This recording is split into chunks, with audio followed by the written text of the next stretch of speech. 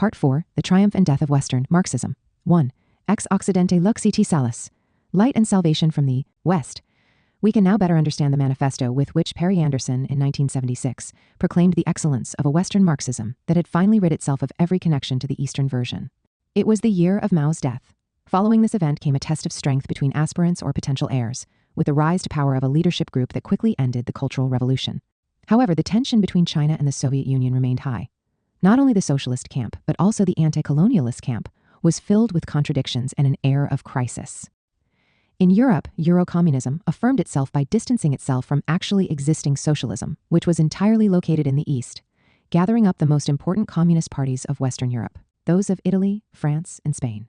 Even on the left, the religion of the West proliferated, ex Occidente lux est salus, and so a tendency that had manifested itself immediately after the October Revolution reached maturity. While the Civil War still raged in Russia, the Italian reformist leader, Filippo Turati, scolded the followers of Bolshevism for having lost sight of our great superiority of civil evolution from a historical point of view, and of having abandoned themselves, therefore, to infatuation for the Eastern world ahead of the Western world and Europe. One, they forgot that the Russian Soviets were to the Western parliaments, as the barbaric horde was to the city. The first of the two essays by the reformist leader I cited was contrasted in its title, Leninism and Marxism. Leninism was synonymous with Eastern Marxism, crude and barbaric by definition, while Marxism was synonymous with Western Marxism, civil, fine, and authentic, again by definition. This Orientalist reading of the social, political, and cultural reality of Soviet Russia was widespread in the West. Even before Turati, while the war was still ongoing, Bloch declared of Soviet Russia, "Nothing comes of it but stink and barbarism," or in other words, a new Genghis Khan, which poses as the liberator of the people and abusively waves the emblems of socialism. And yet this was the same philosopher who called attention to the dramatic nature of the situation in the country of the October Revolution, criticizing the Bolsheviks for being guilty, in Bloch's eyes, of having refused to continue to fight alongside or at the service of France, Great Britain, and the United States. One important point remained. The Germany of Wilhelm II had invaded Russia, annexed vast areas, and was responsible for colonial-style massacres. Recognition of the tragic state of exception did not affect Orientalist readings of the revolution and Bolshevik power. A decade later, Kautsky lamented, "Russia's cities are still saturated with Oriental essence." There was some truth to these arguments. The country of the October Revolution did not have a history of constitutionalism. Ignored or erased, however, was the support provided by the liberal West, first for the Tsarist autocracy and then for the bands of whites that sought to bring this autocracy back or to install a military dictatorship. Nor was any reference made to the highly precarious geopolitical situation that the country of the October Revolution found itself in, nor to the permanent state of exception imposed on it by this condition and by the power of the liberal West. Bloch did not consider a basic contradiction. He demanded liberal and parliamentary development of the regime born of the October Revolution. But he supported the continuation of the war that, because of its intrinsic brutality and barbarism, and because the great majority of the population opposed it, could be conducted only by merciless dictatorial methods. As far as Kautsky was concerned, it was no accident that he turned to Oriental essence rather than history and geography. It was an essentialist approach that persisted over time. Still, in 1968, while the war unleashed in Vietnam by the United States revealed itself in all its horror rather than indignation over us and Western cruelty, Horkheimer explained Stalin and Mao and the totalitarian apparatus they put in place as the result of the collective cruelty practiced in the East. In that same year, despite recognizing, as we know, the immense aggressive force of capitalism imperialism that forced the countries targeted by it to desperately defend themselves, Marcuse spoke of Eastern totalitarianism with recourse to a category that tended toward essentialism, without making any reference to the difficult geopolitical situation of the Soviet Union or of China and ignoring the theoretical limits of Marx. A Western philosopher little interested in the problem of the limitation of power because, at times, he was prone to the messianic expectation of the extinction of the state and power as such. The category of Eastern totalitarianism attributed the lack of democratic development of those countries entirely to a mythic Orient. Western Marxism continued to the end to show the influence of the ideology of the Cold War. George F. Kennan, the great U.S. theorist of the policy of containment, also argued that it was necessary to keep under control the Oriental mind. Indeed, in Western Marxism, the Orientalist approach survived the Cold War.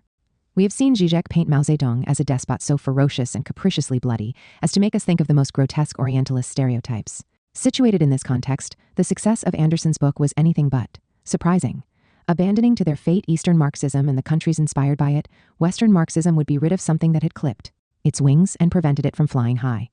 In reality, the success and even the triumph that Western Marxism and Eurocommunism enjoyed would be revealed to be short-lived.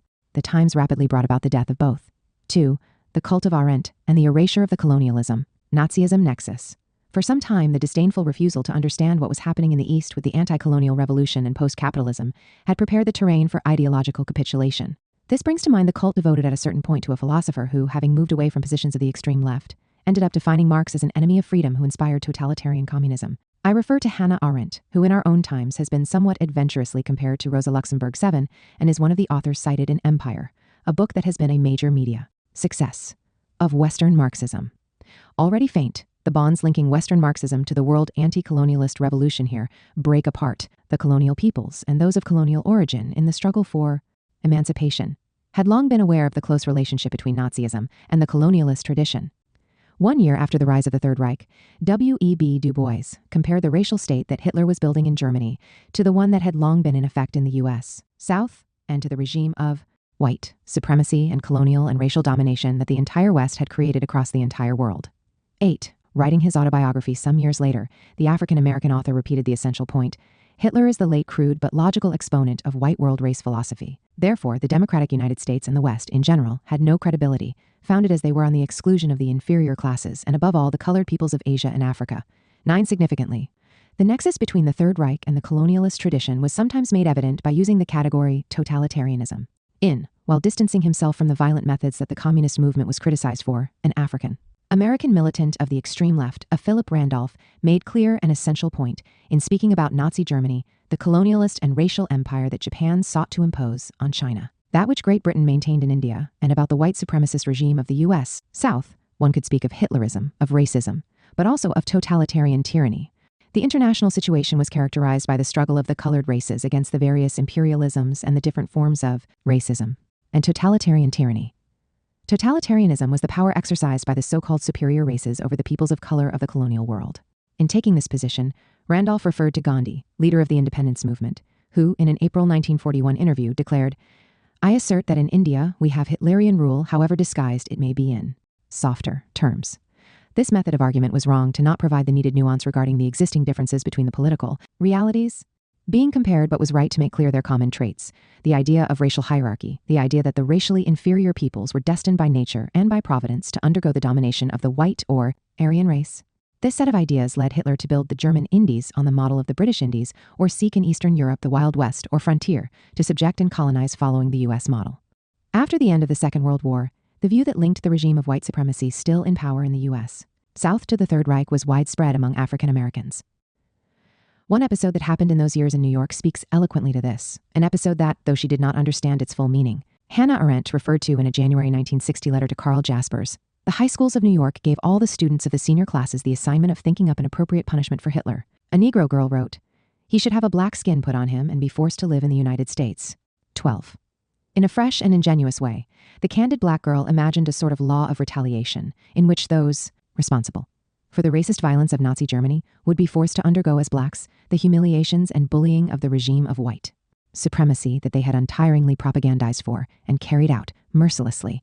In these same years, the activists of the Algerian Revolution and their theoretician Fanon once again compared the French colonial empire to the Third Reich.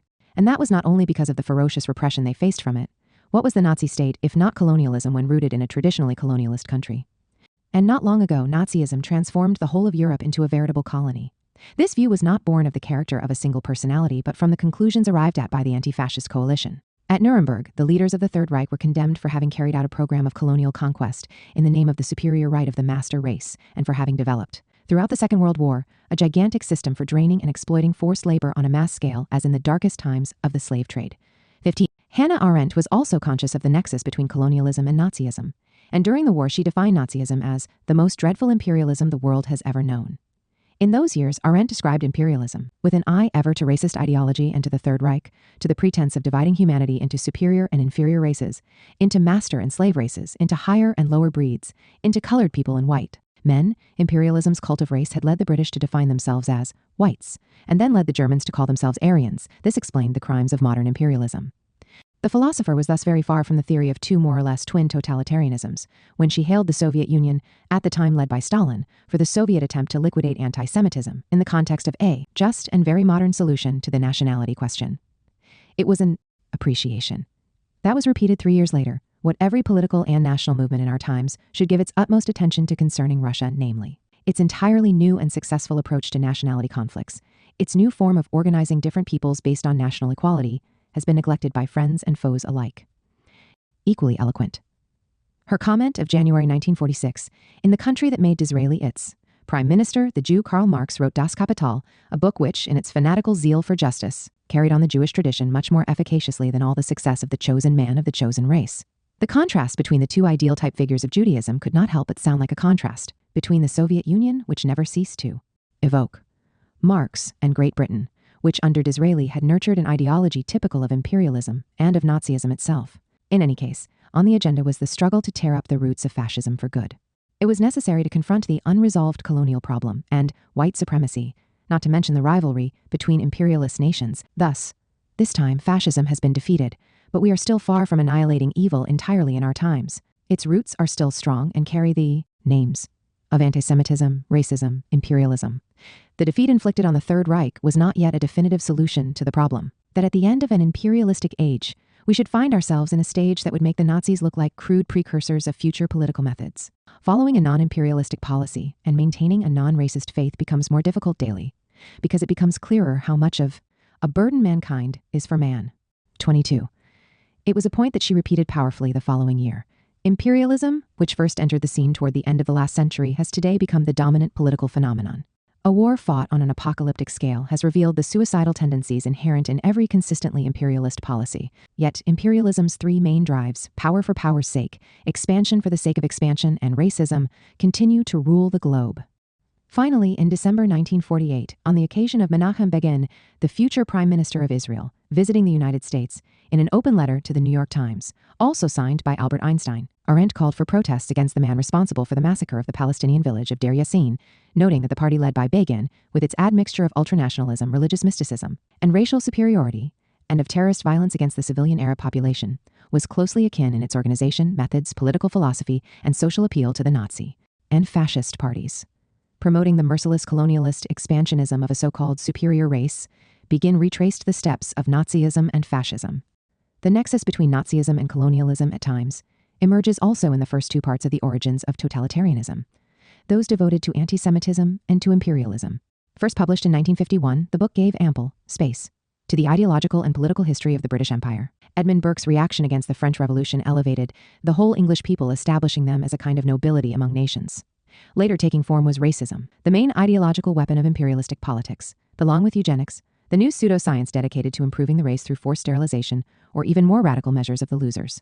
Along these lines, we find Disraeli, who proudly contrasted the rights of Englishmen to the rights of man, which he scoffed at, together with Arthur de Gobineau, who was one of the most devoted supporters of the race. 28. Given these ideological assumptions in the colonies, a power without the limitations it faced in the capitalist metropoles began to be theorized and experimented with. It was a power that tended to assume ever more troubling forms. Already in the context of the British Empire, there emerged the temptation to carry out administrative massacres, an instrument for liquidating every challenge to the existing order. We are on the threshold of the ideology and practice of the Third Reich, of Lord Cromer, the representative of the colonial power in Egypt. Arendt paints a portrait that does not lack analogies to the one she would subsequently paint of the notorious Nazi executioner Eichmann. The banality of evil seemed to find its first, weaker incarnation in the British imperialist bureaucrat, who in their indifference and aloofness, in their genuine lack of interest in their subjects, had developed a philosophy of the bureaucrat and a government without precedent that was more dangerous than the unorganized impotence of all those who are ruled by the tyrannical and arbitrary will of a single man. 32.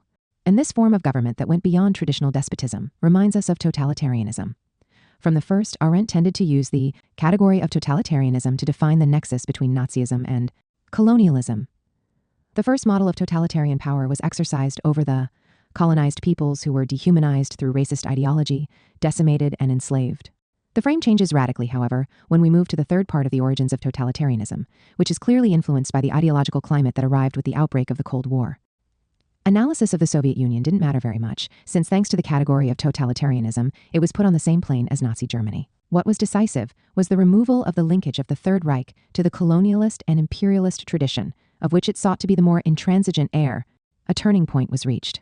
While still in France, and before crossing the Atlantic in 1941, Arendt, according to her biographer, saw the piece she was writing as an exhaustive work on anti-Semitism and imperialism, and a historical study of that phenomenon then called racial imperialism.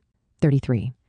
The essay on imperialism she published in Commentary in February 1946 had been preceded by a note in which the reader was informed that the author was writing a book on imperialism, the Third Reich as racial imperialism, as imperialism that brought to their extremes the racial components of colonial dominion and the subjection imposed on peoples and races. Considered inferior or stopped at a primitive stage of social development, the Third Reich as the highest stage of imperialism. This vision inspired Arendt in the years after the struggle against Nazism and was still apparent in the first two parts of The Origins of Totalitarianism. It was imperialism and colonialism. It was processes that involved the British Empire and other Western powers that had played key roles in the genesis and development of Nazism. Read closely, the third part of The Origins of Totalitarianism was entirely different from the two preceding parts on racial imperialism. In the book, as originally planned, still emotionally committed to the struggle against Nazism, the category of imperialism was at the center. The genus that subsumed various species, first of all, was the British Empire and the Third Reich, the most accomplished of the barbarisms of imperialism. And in this framework, the positive role of the Soviet Union was made clear as the main protagonist of the struggle against Nazi imperialism and inspiration to the anti-colonial movements of national liberation. In the third part of the book, essentially written while the Cold War raged, the center instead jumped to the category of totalitarianism as the genus that subsumed the Stalinist USSR and Hitler's Germany. This new framework conferred a positive role on the entire anti-totalitarian West, including countries like Great Britain and France that, for all intents and purposes, still had colonial empires. The heterogeneous character of The Origins of Totalitarianism was not lost on historians. Immediately after its publication, the book was harshly criticized by Goleman. The first two parts of the work treat the prehistory of the total state.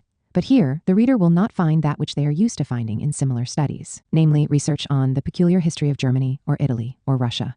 Rather, Hannah Arendt dedicates 2/3 of her efforts to anti-Semitism and imperialism, and above to the imperialism of the British matrix. I cannot follow her. Only in the third part, in sight of all that has been undertaken, does Hannah Arendt seem to be truly on message. 34. Therefore, it would be substantially off message to dedicate pages to anti-Semitism and imperialism, yet she is explaining the genesis of a regime that Hitler declaredly sought to build in Central and Eastern Europe, a great colonial empire founded on the dominion of a pure white and Aryan race. Man could not understand the calling to the bar of the British Empire. In his critique of Arendt, he sought to involve Karl Jaspers, who had heatedly asked, "Do you also think that English imperialism, in particular, Lord Cromer in Egypt, has something to do with the totalitarian state?" The German historian considered it an act of treason against the free world to throw a shadow of suspicion on a country that, more than any other, incarnated the liberal tradition. He would have done well to read the description from the 19th century that an illustrious liberal British historian, Thomas Macaulay, had written of the regime imposed in India in Crisis Situations by the government in London. It was a reign of terror, too, which all the injustices of the preceding oppressors, both Asian and European, appeared to be a blessing. And again, notwithstanding the Philistine indignation of the Cold War ideologues, the government practices in the colonies of the liberal West led the way toward totalitarianism. The heterogeneous character of The Origins of Totalitarianism was grasped by other historians, who called attention to the artificial effort needed to make Soviet communism the totalitarian equivalent of Nazism, for example, inventing a Bolshevik pan-Slavism that would have been the counterpart of Nazi pan-Germanism. All in all, regarding Stalinism, the book is less satisfying, and the lack of a clear theory of totalitarian systems becomes quite evident. To be more precise, in many passages, the analysis of the Soviet Union appeared to have been mechanically made, similar to that of Germany, as if it had been later inserted for symmetry's sake. Certainly, Arendt's book on totalitarianism was actually, in the main, an explanation of the rise to power of Nazism and focused its first two sections on anti-Semitism and imperialism, themes with little relevance to the nature of Soviet power. It would be worthwhile to bid adieu to the category of totalitarianism, which aims only to destroy the USSR through an artificial but deadly comparison with Hitler's Germany. 39. More on the heterogeneity of the book. If for Goleman it is a question of eliminating as off-message the first two parts that, together with anti-Semitism, accused colonialism and imperialism, for the later historians cited, what was problematic was the post hoc and ideological character of the third part, that, adapting itself to the ideological needs and practices of the Cold War, sought to breathlessly link the Soviet Union to the Third Reich. And, now we read in Empire, a key text of Western Marxism. It is a tragic irony that nationalist socialism in Europe came to resemble National Socialism. In retracing the history of the first half of the 20th century, the two authors erase the struggle between colonialism and anti-colonialism, or between the reaffirmation and the abolition of colonial slavery, ending up with the positions of the Western champions of the Cold War, determined to criminalize communism, absolving and reducing to trivia colonialism and imperialism. History of madness. In the philosopher's original formulation, the nexus between imperialism and anti-Semitism and anti-Communism had been clear. Racial imperialists came to see a foreign body of Jews whom they accused of being organized internationally and bound together by blood. The Jews were accused of being ethnic representatives of the Communist International and considered at the same time an instrument of the world Jewish conspiracy of the Elders of Zion. These were the years in which Arendt critically contrasted Herzl to another great figure of Jewish culture, Lazar. 43. Unlike the former, the latter had sought to promote the emancipation of the Jews, not by accepting some colonial concession from the great powers of the time, but by inserting the struggles of the Jews and other oppressed peoples into a comprehensive revolutionary anti-colonialist and anti-imperialist project against anti-Semitism and colonial racism. On the other side, Hitler was the irreducible enemy simultaneously of the anti-colonial revolution and of the emancipation of the Jews. It was in this context that the most monstrous crime of the Third Reich needed to be seen, the Holocaust. Imperialism was characterized by the idea of natural law, of the right of the powerful, and the extermination of inferior races unworthy of survival. It is important to remember that the extermination of the indigenous peoples was put on the agenda to accomplish new colonial settlements in America, Australia, and Africa, though unprecedented for the systematic way in which it was conducted. The Holocaust had its roots in the history of genocide, colonialism, and imperialism. It is a history, we may add, in the context of which the extermination of peoples was not only carried out but explicitly theorized. At the end of the 19th century, with an eye to the unrest that had begun to be seen among the colonized peoples, important personalities and circles embraced the temptation of genocide. Theodore Roosevelt wrote that if one of the inferior races were to attack the superior race, it would mean something, approaching a war of extermination, and the white soldiers would begin to put to death man, woman, and child, exactly as if they were crusaders. Of course, there would be protests, but these would quickly subside if white control was in danger. In practice, a few years later, the movement for independence of the Philippines, which had become a colony of the United States after the U.S. victory in the Spanish-American War, was dealt with by a systematic destruction of the crops and livestock, the enclosing of the mass of the population in concentration camps with a high death rate, even with the killing of all the men above 10 years old. Roosevelt's statement raises a question. What fate awaited those who incited the inferior races to rebel against the power of white control? The problem became real with the October Revolution and its appeal to the slaves of the colonies to break their chains. In 1923, sounding the alarm for the mortal danger posed by Bolshevik agitation and the revolt of the peoples of color to civilization and to white supremacy worldwide, an American author, celebrated on both sides of the Atlantic, Lothrop Stoddard, made clear the eminent position that Jews occupied in the officer corps of the Bolshevik and anti-colonial revolt. Starting with Marx, they played a leading role in the revolutionary movement. Their destructive criticism made them excellent revolutionary leaders, as was confirmed by the October Revolution itself and the emergence of the Jewish Bolshevist regime of Soviet Russia. Thus, even before Hitler, the American theorist of white supremacy identified the enemy to liquidate once and for all as the Jewish Bolshevist regime of Soviet Russia. 48. The agenda that guided the genocidal crusade of the Third Reich was launched in a book published in the first edition 10 years before the rise of Hitler Tower. The author Lothrop Stoddard became a celebrity in the West for a 1921 book whose title, The Rising Tide of Color Against White World Supremacy, called for a struggle to defend white supremacy from the rising tide of color, and he never tired of repeating that against the subhuman. The rebellious colonized peoples and their Bolshevik and Jewish insiders, recourse to the most radical measures was inevitable. One could not stop halfway. Bolsheviks are mostly born and not made, he writes, clearly aiming also at the Jews. It is impossible to transform the subhuman, nature herself having decreed him uncivilizable, against the sworn enemies of civilization. One can proceed to wholesale extirpation. The Third Reich's war against the Jewish Bolshevist regime of Soviet Russia, declared by Stoddard, began the process of the Holocaust and the systematic liquidation of the Communist Party and the Soviet state and the reduction of millions of Russians to the condition of colonial slaves, fated to die of hardships, starvation, and disease. One conclusion follows. The Holocaust was an integral part of the crusade against Jewish Bolshevism and of the colonialist counter-revolution, which saw the Third Reich as the principal protagonist, but which had its beginnings beyond Germany and before the rise of Hitler to power. Arendt early on was thinking about this chapter of history when she observed, at the end of the 1920s, the National Socialist Party has become an international organization whose leadership resides in Germany and whose objective was to relaunch white supremacy. This all disappears in the third part of the origins of totalitarianism, such that the passage from the category racial imperialism to that of totalitarianism comes with a methodological slip. Totalitarianism was now read as psychology or psychopathology. It was characterized by madness, the totalitarian contempt for reality and factuality. When we go inside Hitler's Germany and the totalitarian society, we have the impression of entering a world of madness. This is not only because punishment is meted out without connection with crime. There's more. The world of the dying, in which men are taught they are superfluous through a way of life in which punishment is meted out without connection with crime, in which exploitation is practiced without profit, and where work is performed without product, is a place where senselessness is daily produced anew. Common sense trained in utilitarian thinking is helpless against this ideological supersense, since totalitarian regimes establish a functioning world of no sense. 52. The Third Reich's foreign policy does not follow any logic or calculation. It unleashes war not from lust for power, and if it feverishly seeks to expand, it does so neither for expansion's sake nor for profit, but only for ideological reasons. To demonstrate on a global scale that their ideology was correct, to build a coherent fictional world undisturbed by reality. 3. In other words, totalitarianism is madness that seeks madness. The philosopher forgot the observation she had made a few years earlier, that in the history of colonialism, the new colonial settlements in America, Australia, and in Africa went hand in hand with the extermination of the indigenous peoples, and that this had been the agenda likewise for the colonization of Eastern Europe by the Nazis. Certainly the genocidal violence uniquely hit the Jews. This issue brings to mind another of Arendt's observations, that to the Nazis the Jews were the ethnic representatives of the Communist International, together with the Bolsheviks, such that it was difficult to distinguish between them. They were the most dangerous enemies of white supremacy, which needed to be defended and maintained at any cost.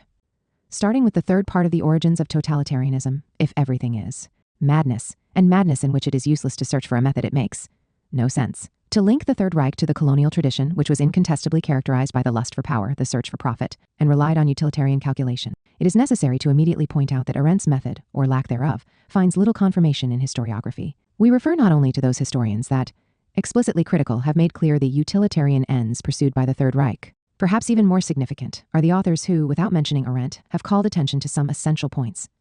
With his war of decimation and enslavement in the East, Hitler set in motion a gigantic slave trade, which served admirably to feed the production of goods and arms for Germany at war. The Führer had unleashed the greatest colonial war in history to build his continental empire in Eastern Europe. War, conducted not only by armies but also by a wave of settlers from Germany and other countries, following in the footsteps of the whites, who had emigrated from Europe to North America, and who, once there, then led the colonization of the West. 55.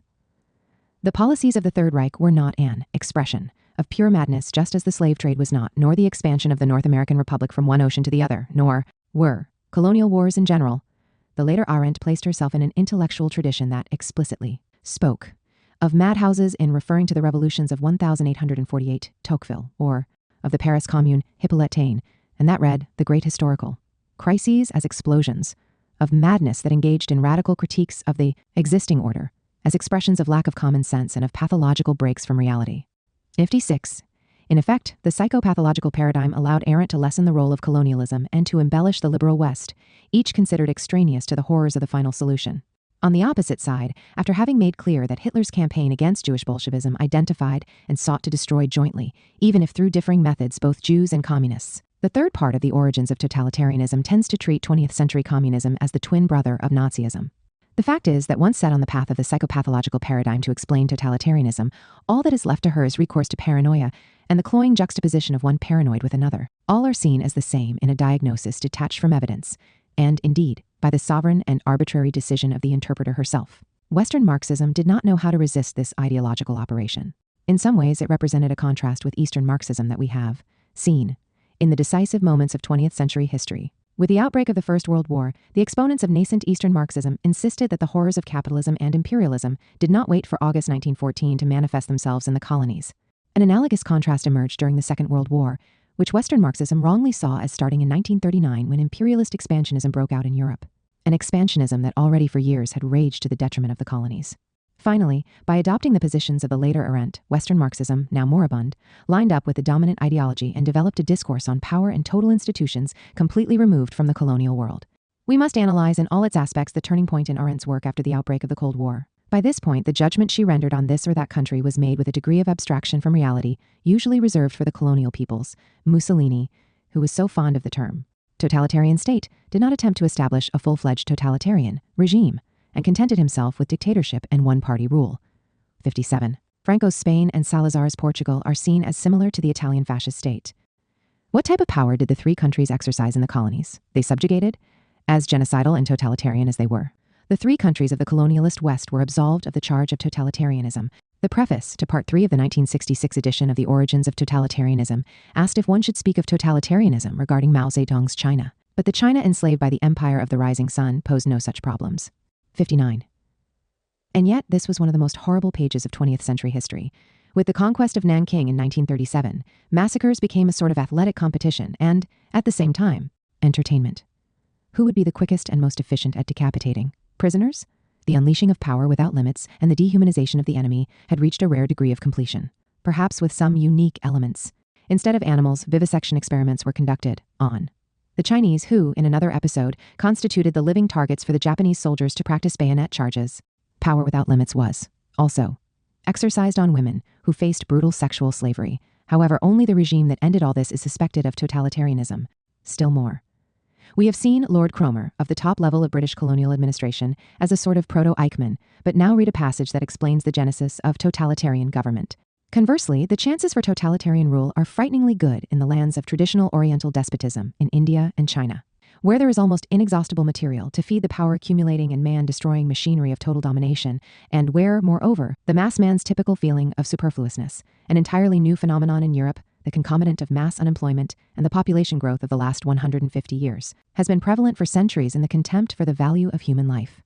Far from accusing colonialism or imperialism, the discussion of totalitarianism's genesis ends up blaming the victims, the colonial peoples, independently of their political regime, as with India, a democracy, even if often allied with the Soviet Union during the Cold War. Constituting a precondition or a threat of totalitarianism was the inexhaustible material, the reserve army of human beings. Paradoxically, Arendt ended up adopting a classic argument of colonialist ideology, the alarm over racial suicide that overwhelmed the white race. Because of its low fertility and an inability to confront the human, of colonial peoples of color, was a theme dear to Theodore Roosevelt, as it was to Oswald Spengler, 61, and it was not foreign to Winston Churchill either, who was committed to defending the British colonial dominion over a people, the Indians, who engaged in mass disobedience and rebellion because, according to him, they were an inconsiderate and uncontrollable swarm. In analogous terms, Hitler kept an eye on the danger that the proliferation of indigenous people in Ukraine and Eastern Europe constituted for the German Indies. 63 from condemning colonial domination as the first manifestation of totalitarian power to making common cause with colonialist ideology, to place blame on the colonial peoples who were inclined toward totalitarianism because of their limitless numbers. The bargain Arendt struck to pay homage to the ideological climate of the Cold War is evident in the pages of The Origins of Totalitarianism when read in its entirety. Arendt's regression worsened over time, as made clear in On Revolution. Marx is the author of the most pernicious doctrine of the modern age, namely that life is the highest good, and that the life process of society was the very center of human endeavor. The result is catastrophic. Politically, this development led Marx into an actual surrender of freedom to necessity. He did what his teacher in Revolution, Robespierre, had done before him, and what his greatest disciple, Lenin, was to do after him in the momentous revolution his teachings have yet inspired. 64. The three greatest enemies of freedom, indirectly the most dangerous champions of totalitarianism, are now identified as Robespierre, Marx, and Lenin. These are, respectively, the Jacobin political leader who sealed the abolition of slavery in Saint-Domingue and the victory of the black former slaves led by Toussaint Louverture, known not by chance as the Black Jacobin or as leader of the Black Jacobins. He could have easily been inserted by Arendt into her list of the enemies of freedom, the philosopher, who, before any other, denounced the intrinsic barbarism of colonialism, and the political leader who, immediately after taking power, had called on the slaves of the colonies to break their chains, thereby advocating for the world anti-colonial revolution, the greatest accomplishment of the 20th century. And so it is no longer colonialism, the great antagonist, that stands accused. Rather, the two revolutions, the French and Jacobin and the October Revolution, which sought to dismantle the world colonialist slavery system, were named as the enemies of freedom. This conclusion is not reached by chance. Let's fly over the road accident that for a moment led Arendt to express a topos of colonialist ideology. One thing is clear. As is the case in the third part of The Origins of Totalitarianism, and in her subsequent work, she erases the despotic power and totalitarian tendencies that colonialism and imperialism imposed on the colonial peoples, and those of colonial origin, and she ignores the terrible difficulties that emancipation caused for subject peoples and those in danger of being subjected. If one concentrates exclusively on the present or only on the lack of liberal institutions capable of limiting power, it is clear that the suspicion of totalitarianism will not fall on those responsible for colonial wars, but on their victims. For example, the France of the July monarchy that launched the conquest of Algeria at the start of the 1830s was more liberal than the Arab countries it subjugated. However, it was this liberal France that formulated and carried out a policy summarized by Tocqueville to destroy anything that resembles a permanent gathering of population, or in other words, a town. I believe it is of the utmost importance not to allow any town to survive or arise in the regions controlled by Abdelkader, the leader of the resistance. 65.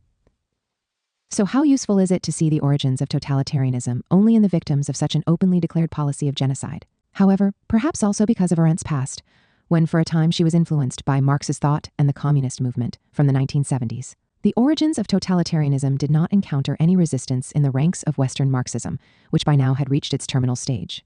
5. With Arendt, from the Third World to the Western Hemisphere. The turning point in Arendt with the outbreak of the Cold War is not just an issue of the past. Let's jump 2 decades from when the first edition of The Origins of Totalitarianism was published. These were the years when the world anti-colonial revolution manifested itself, even in the United States, through the African American liberation struggle. 66. The Third World demanded the end of a centuries-long chapter of colonialism, neocolonialism, and white supremacy, politically, economically, and ideologically. It was against this tumultuous movement of colonies, semi-colonies, colonial peoples, and peoples of colonial origin that the philosopher took her position with a peremptory declaration. The Third World is not a reality, but an ideology. In an interview, she repeated this declaration just a few years later. I am truly of the opinion that the Third World is exactly what I said, an ideology or an illusion. Africa, Asia, South America, those are realities. 8. But if the Third World is an ideological abstraction, why should Asia constitute a reality?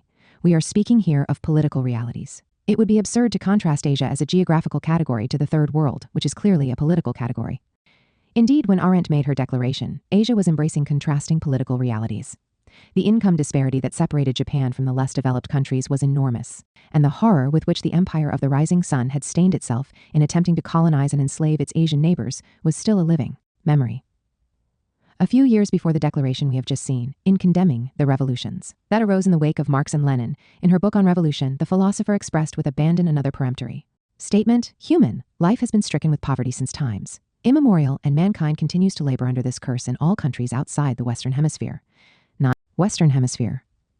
Under a single category, the most disparate socio-political realities are mixed together, the most advanced industrial country and other countries that, at that moment, than ever afflicted by underdevelopment and mass misery. The superpower. That, based on the Monroe Doctrine, arrogated to itself the right to sovereign intervention in Latin America, the countries that were forced to suffer such interventions and the semi-colonial condition that came with them. On Revolution cites James Monroe only once, and that citation unequivocally treats him as a champion of the cause of freedom. 70 number mention is made of the slaves that were his property, nor to the doctrine that goes by his name and that allows the neocolonial domination of the entire continent by the North American Republic over the Western Hemisphere. Justified in the name of rejecting abstraction, the flight from the Third World landed Arendt on a much more abstract entity in socio-political terms. Yet this second abstraction hinted at a specific country, about which the philosopher again expressed herself peremptorily: the colonialism and imperialism of European nations, that is, the one great crime in which America was never involved. One in this view, with an incredible lack of focus. There is no room for the war against Mexico and the dismemberment of that country, for the conquest of the Philippines and the merciless repression of its independence movement, and the often explicit celebration of the genocide against the American Indians. And so we encounter Arendt's most blatant erasure of history, the expropriation and decimation of the native population to steal their lands, which were to be cultivated in many cases by black slaves transported from Africa in the course of a voyage with extremely high mortality rates. Not by accident did this chapter of history inspire Adolf Hitler, who identified the indigenous of Eastern Europe with the Indians of America, to be expropriated and decimated to make possible the Germanization of the conquered territories, while the survivors were destined to work as slaves in the service of the master race. And yet, this chapter of history, which coincided with the rise and period of the West's colonial expansion and all its horrors, had, according to Arendt, nothing to do, at least regarding the initial phase of American history, with the history of colonialism. At the turn of the 20th century, an illustrious British politician and historian observed that Tocqueville's Democracy in America is not so much a political study as a work of edification. In this latter category, we may place Arendt's On Revolution. We have 2 texts that celebrate the founding of the United States as the greatest chapter in the history of freedom, without a word devoted to the fact that the newborn North American Republic sanctioned black slavery in its constitution and for decades saw the slave owners exercise a decisive influence over its political institutions. At a time when the movement for the abolition of slavery was already well underway on both sides of the Atlantic, the institution of slavery, politically and constitutionally triumphant, assumed its cruelest form.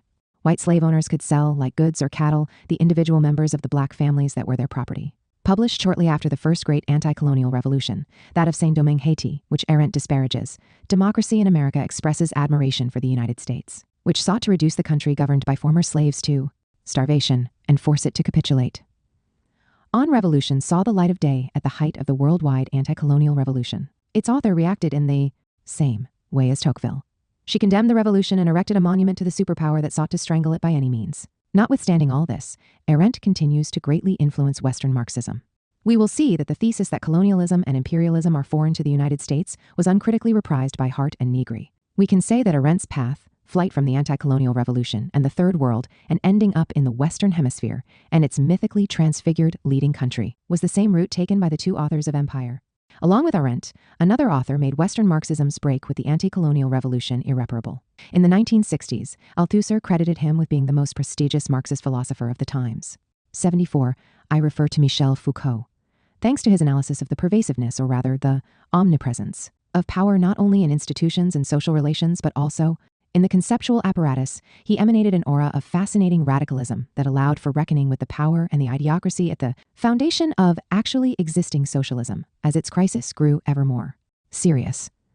Actually, his radicalism is not only merely ostensible, it becomes its opposite, the gesture of condemning every power relation, indeed every form of power in both society and in discourse about society, made problematic or even impossible the determinate negation, bestimte negation, that very negation of a determinate content that for Hegel is the precondition of a real transformation of society, the precondition of the revolution. 75.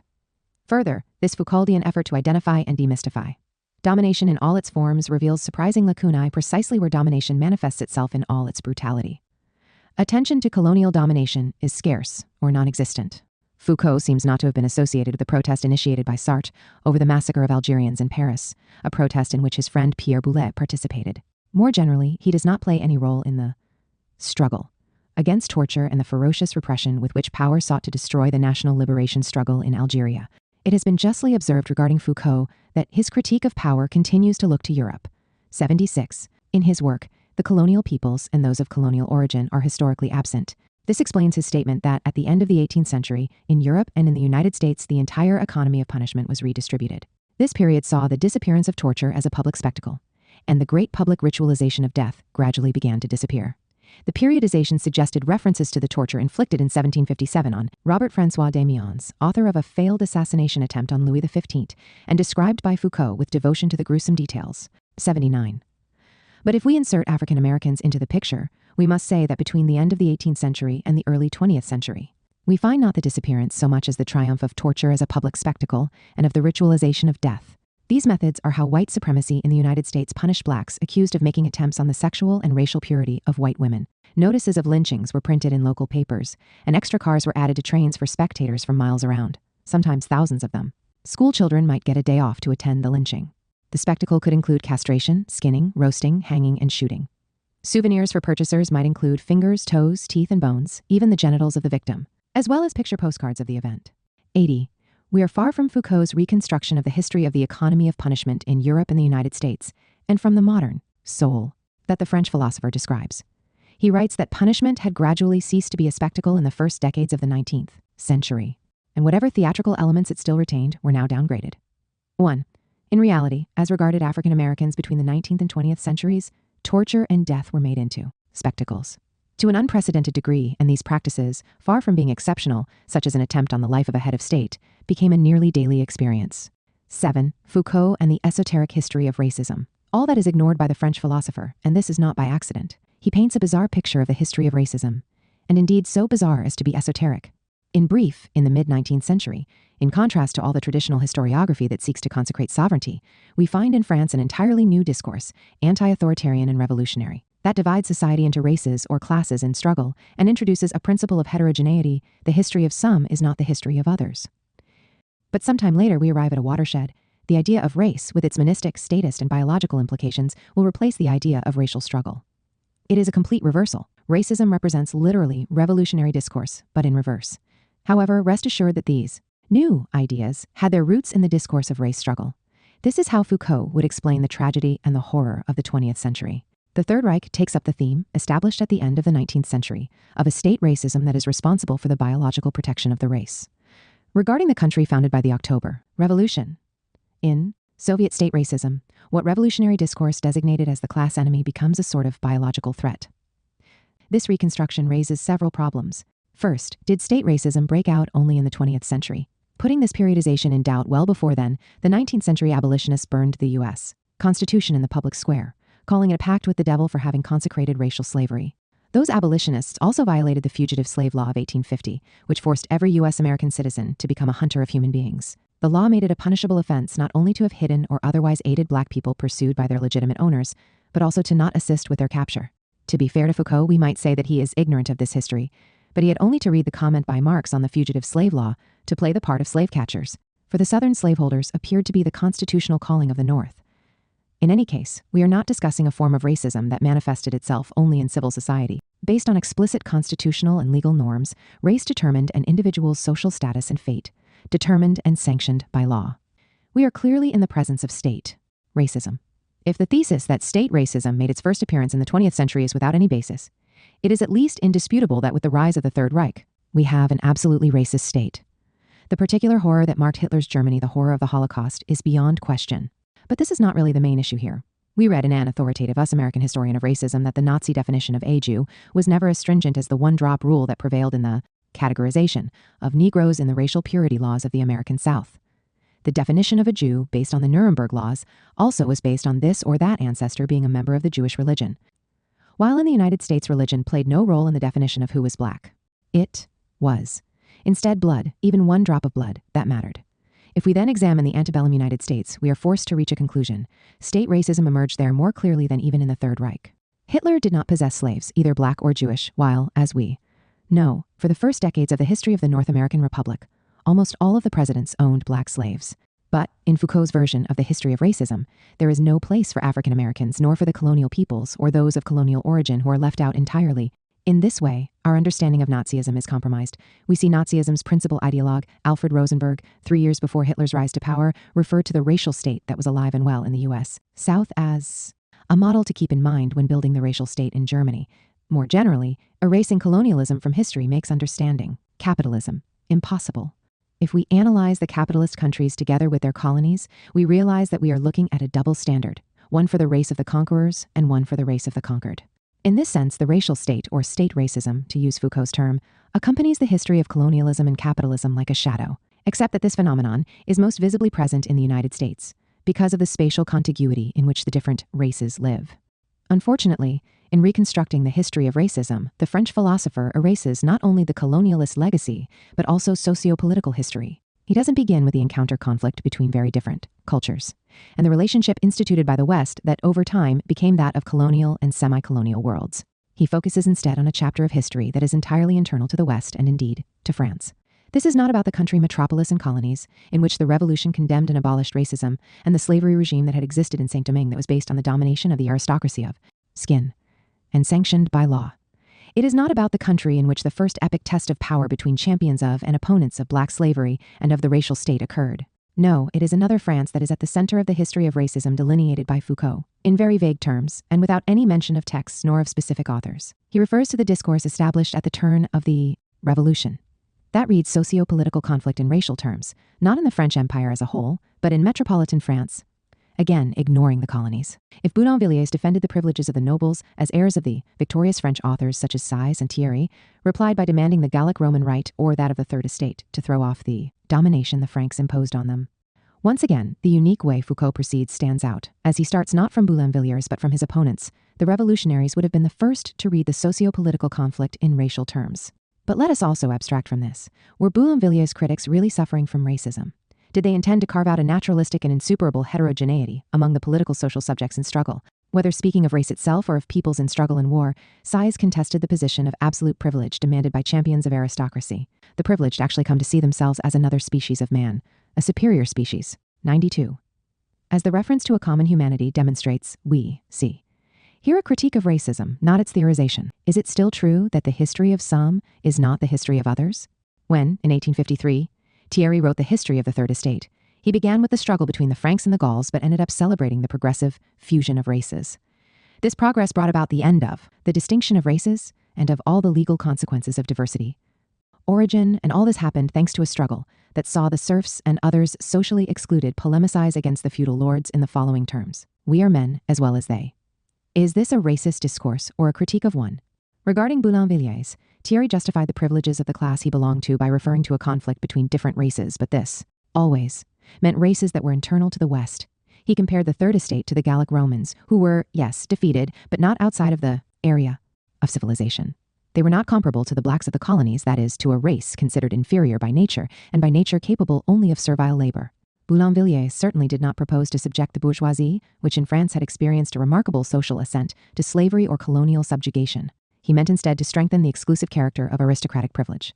The process of authentic racialization happened instead, first of all, to colonial peoples, and secondarily to the popular classes of the metropoles who were often compared to the savages of the colonies. The upper strata of the Third Estate participated in these processes, the same strata that claimed a common humanity only as part of the struggle against the privileges of the aristocracy. All this has been omitted from Foucault's conceptual history. In his work, there is no space for the long-term processes of racialization and dehumanization that were imposed on the colonial peoples, just as there is no space for the great struggles of recognition, starting with that which, with the radicalization of the French Revolution, brought about the abolition of slavery in the colonies. We are led to ask ourselves, to explain the history of Western racism, is a handful of French intellectuals' debate over Franks and Gallic Romans really more important than the wars of conquest against peoples considered a mass of homunculi bereft of human dignity and fated to be enslaved or annihilated, as happened during what has sometimes been defined, because of its immensity, the greatest genocide in the history of humanity, the one committed in the wake of the discovery conquest of the Americas? As far as France is concerned, is the small chapter of the history of ideas that Foucault focuses on more important than the French Revolution, or the war fought in Saint-Domingue over black slavery? This was a gigantic conflict in which great masses of people were involved, and that constitutes a central chapter of world history. And yet, all that is too intrinsically tied to material things, the chains of real slavery, the profits made in the slave trade and from the sale of the products of slavery, and too well known to gain any interest from. Foucault, who is at work demonstrating that revolution and racism go hand in hand in pursuing an originality that borders on the esoteric. His anti-revolutionary zeal and the cult of esotericism reach their culmination in the reading of the 3 decades of Stalinism as a regime of state and biological racism. The traditional theory of totalitarianism drags in and equates more or less radically Hitler's Germany and Stalin's Soviet Union. But a great distance, and even an ideological antithesis, remain between them. The former country openly proclaimed that it was building a colonial empire founded on white and Aryan supremacy. The latter, instead, was a champion of the struggle against colonialism and racism. Foucault carried out an operation that seemed too bold even to the theorists of totalitarianism, to make Hitler and Stalin seem similar, even ideologically, as champions of biological racism. It was an undoubtedly novel thesis, but is it supported by some evidence or arguments resembling evidence? As far as the relationship with the external enemy is concerned, it was Ernst Nolte, the leader of historical revisionism, who observed that, during the Second World War, the representation of Germany as racist was common in the West, with a sort of replica of the reading of the conflict, dear to National Socialism, but not in the Soviet Union, which instead adhered to a historical representation. Indeed, it was not Stalin but Roosevelt who considered a biological solution. We either have to castrate the German people, or you have got to treat them in such a manner so they can't just go on reproducing people who want to continue the way they have in the past. Not by accident, at the end of the Second World War, criticizing this attitude, Benedetto Croce stressed that invoking sterilization was to follow the example of the very same Nazis. Indeed, in the years of the Third Reich, the final solution was preceded by repeated calls for sterilization of the mass of the Jews. Moreover, Croce ignored that the Third Reich had taken much of its eugenics and racism from the United States, as evident in statements by Rosenberg and Hitler.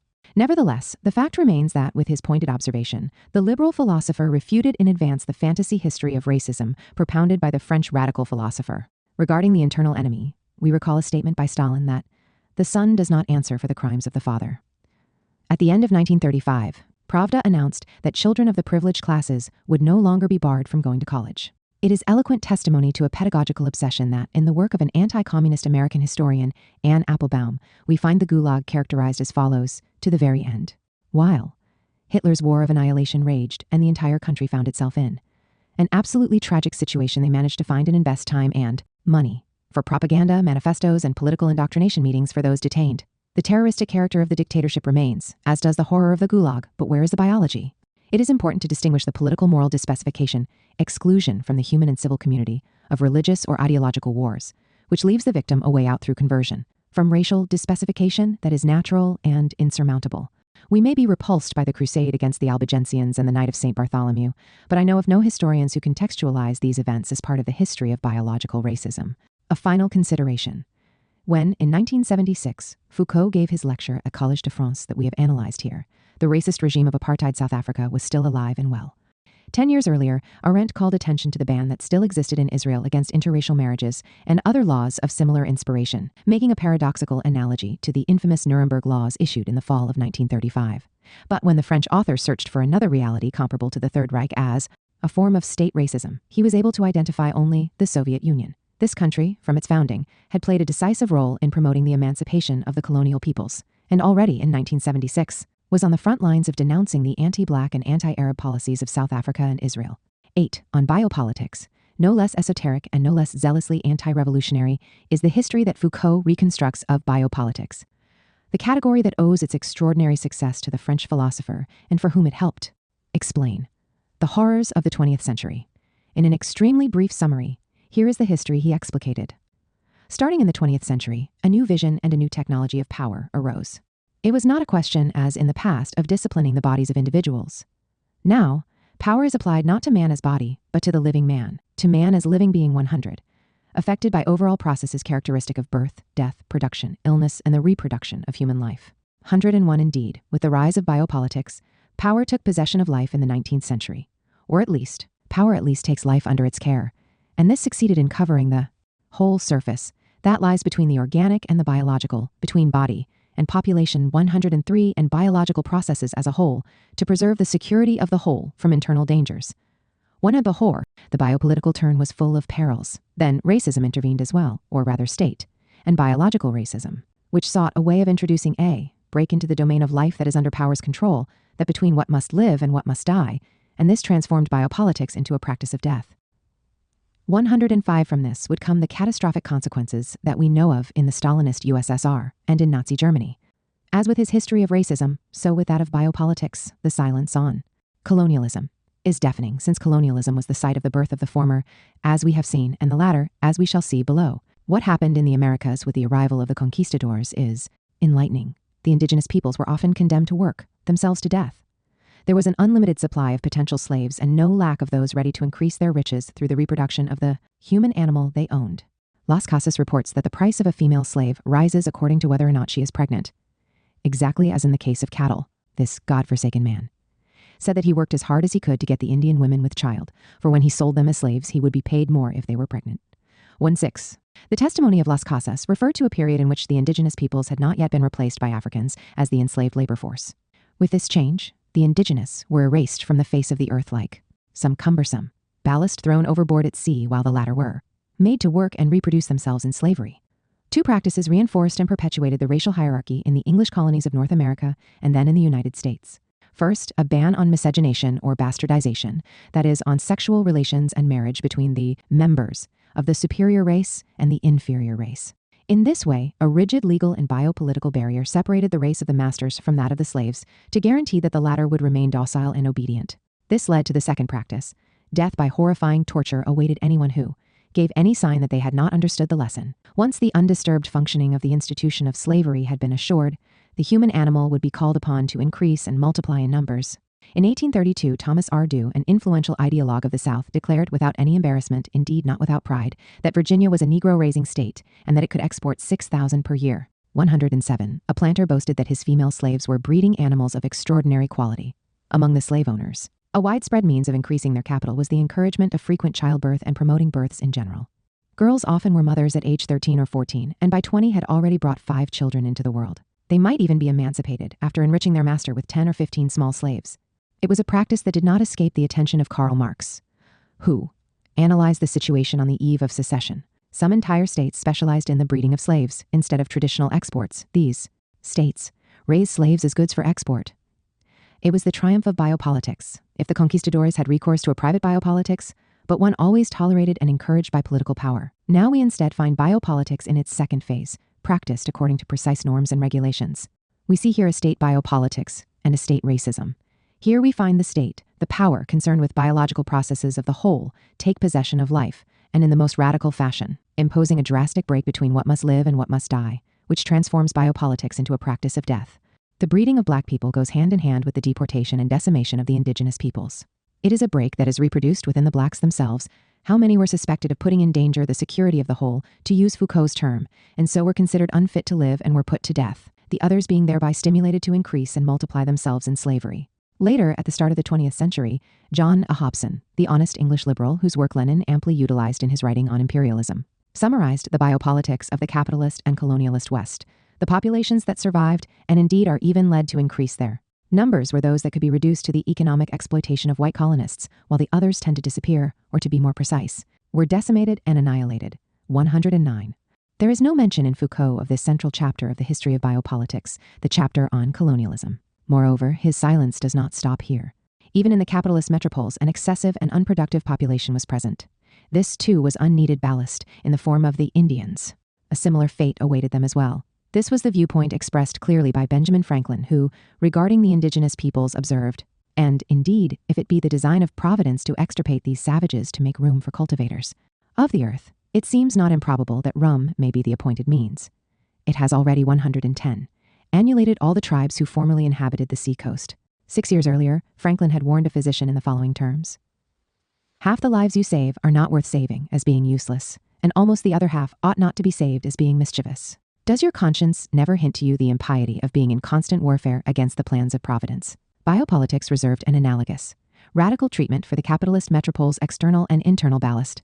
As we have seen stated for the Indians, it was also for the Indians of the metropoles that sovereign biopolitics separated that life worth saving from that of the others, or as Foucault puts it, what must live and what must die. More than a century after Benjamin Franklin, Nietzsche pronounced the annihilation of the decadent races and the annihilation of millions of failures. 112. Biopolitical preoccupation pervades every aspect of capitalist society. How can it assure itself the docile and submissive workforce that capitalism requires? Sieyès dreamed of resolving social conflict by promoting the coupling of black people and anthropomorphic apes. He hoped that from it could come forth a race of slaves by nature. More realistically, Jeremy Bentham proposed to enclose in workhouses, together with their vagabond parents, children of tender age, to have them couple and generate an indigenous class as used to work and discipline. It would have been, assured the English liberal, the most gentle of revolutions, a sexual one, or, to use the language common to our own days, a biopolitical one. From this ideological and politically backward terrain, we can understand the invention in England of eugenics, a new science that in Europe saw mass diffusion and application. Even this second chapter of the history of biopolitics, that which is strictly capitalist, is ignored by Foucault. He pays no attention to the third chapter either, which we can refer to by the term geopolitics. Indeed, this term emerged after the First World War, coined by the Swede Rudolf Kjellin. We are in 1920. The climate was clearly affected by dismay over the dimensions of the carnage only recently terminated, so much so that the peace just concluded appeared to many as a mere armistice, a prelude to a gigantic, new test of force and a new slaughter. On the other hand, after the appeal launched by the October Revolution and Lenin to the slaves of the colonies to break their chains, there was widespread distress in the West over the anti-colonial revolution that loomed on the horizon, which had already begun. In these circumstances, the prolific character of the colonial peoples, rather than growing the number of slaves or semi-slaves, risked multiplying the potential enemies of the West and the great colonialist powers.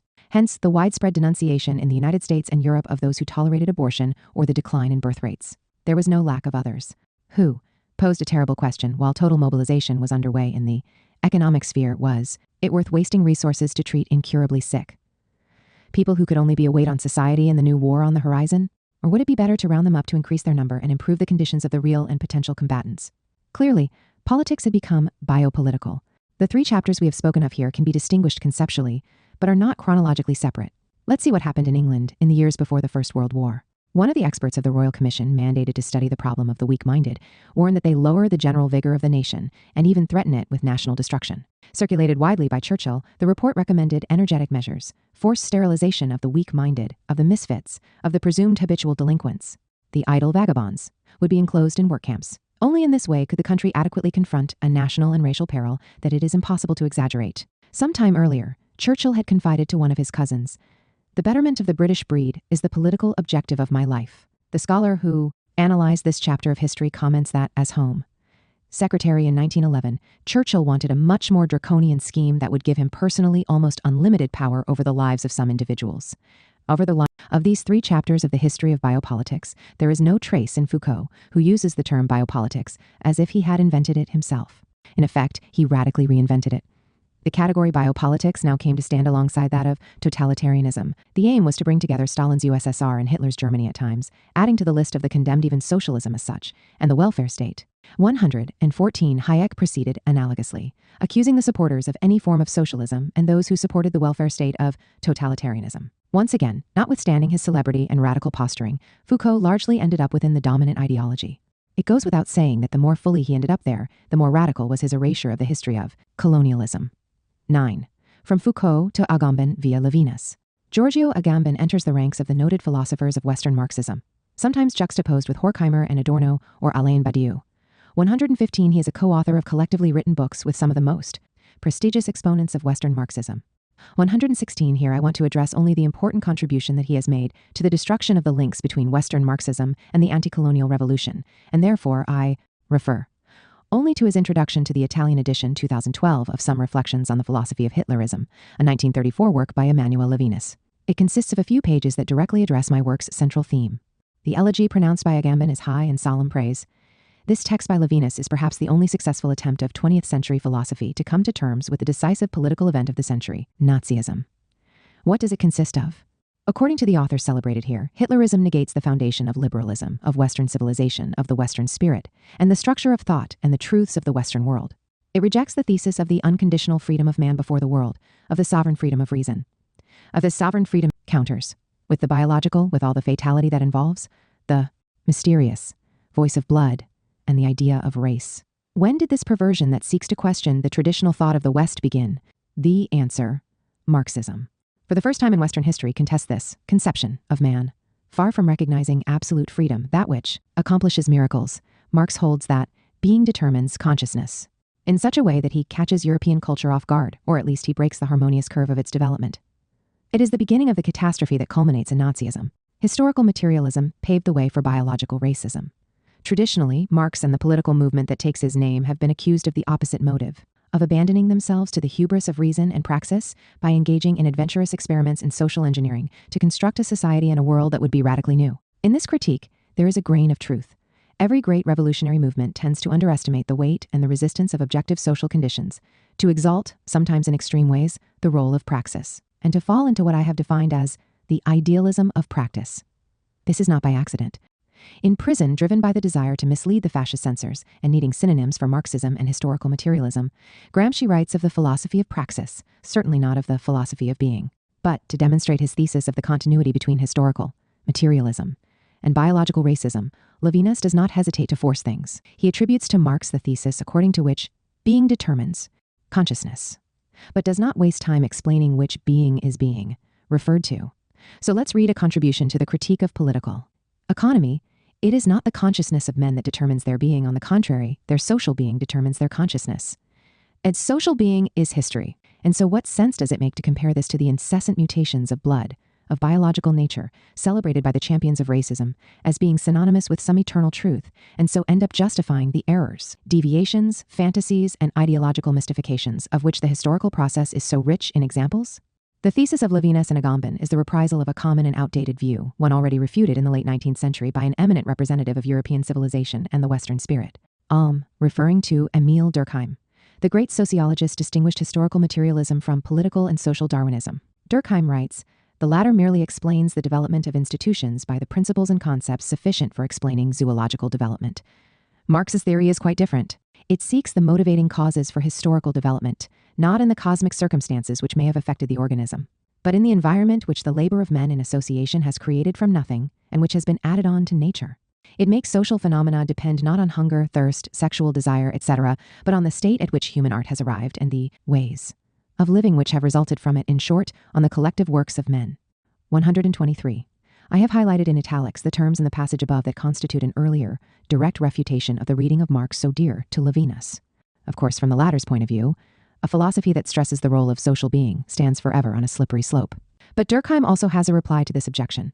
It is a central rule of the sociological method to not allow to enter into analysis the intentions and the conscious representations of individuals, but rather the situations, the relationships, the social facts. Indeed, it even seems to us on this condition, but only on this condition, that history may become a science, and that sociology consequently may take on existence. It is a point on which the convergence with historical materialism is so great that the French sociologist adds, for our part, we arrived at this postulate before we had learned of Marx, whose influence we have not at all suffered from. 126, and thus one of the greatest sociologists, an intellectual of Jewish origin in Third Republic France, would be co-responsible for the ruinous turn that resulted in Nazism. The thesis that stresses the role of material needs is nonsense, according to Levinas, both historically and philosophically. Marx placed himself on a slippery slope that led to the triumph of biological and racial materialism. The system of needs is a section of Hegel's Elements of the Philosophy of Right, section 189, that begins by paying homage to this concept in political economy, and to Smith, say, and Ricardo. And to Smith. Levinas and Agamben risk pointing out as precursors to the Third Reich a considerable part of the pantheon of Western intellectuals. Lacking any philosophical basis, the arguments of Levinas and Agamben circulate in an entirely imaginary historical space. In the years that preceded this work of the French philosopher, the campaign that in the West raged against Marxism and against Bolshevism was conducted explicitly in the name of biology. For that wretched doctrine, the very existence of superior biological values is a crime. A battle to the death was underway between biology and Bolshevism. Between biology and Bolshevism, the new eugenic truth and the new biological revelation, 130 but assumed, an anti-racial attitude and incited the colored races, one requiring society, in one way or another, to unburden itself of failures. Catastrophe can be foiled only by reaffirming by every means biological truth against the ravings of Marxists and Bolsheviks. Expressing himself this way, we find an American intellectual celebrated by 2 U.S. presidents, Warren G. Harding and Herbert Hoover, and then solemnly welcomed to Berlin by Hitler. These were the years in which the regime of white supremacy dominant in the U.S. South exercised such an attraction to Nazism that its principal ideologues spoke of the North American Republic as a splendid country of the future that had the merit of having formulated the happy new idea of a racial state, an idea that should be put into practice with the strength of youth in Germany itself, enforcing it against not only black and yellow peoples, but also against Jews. 133, as we see, it makes no sense. To contrast the liberal West with Marxist and Nazi biological determinism, the chapter of history we have discussed here is imperially ignored by Levinas and Agamben, who deduce a priori the meaning of the Third Reich from an idea that pretends to be profound but which, entirely abstracted from real history, is entirely empty, while on the one hand, they paint a caricature of historical materialism.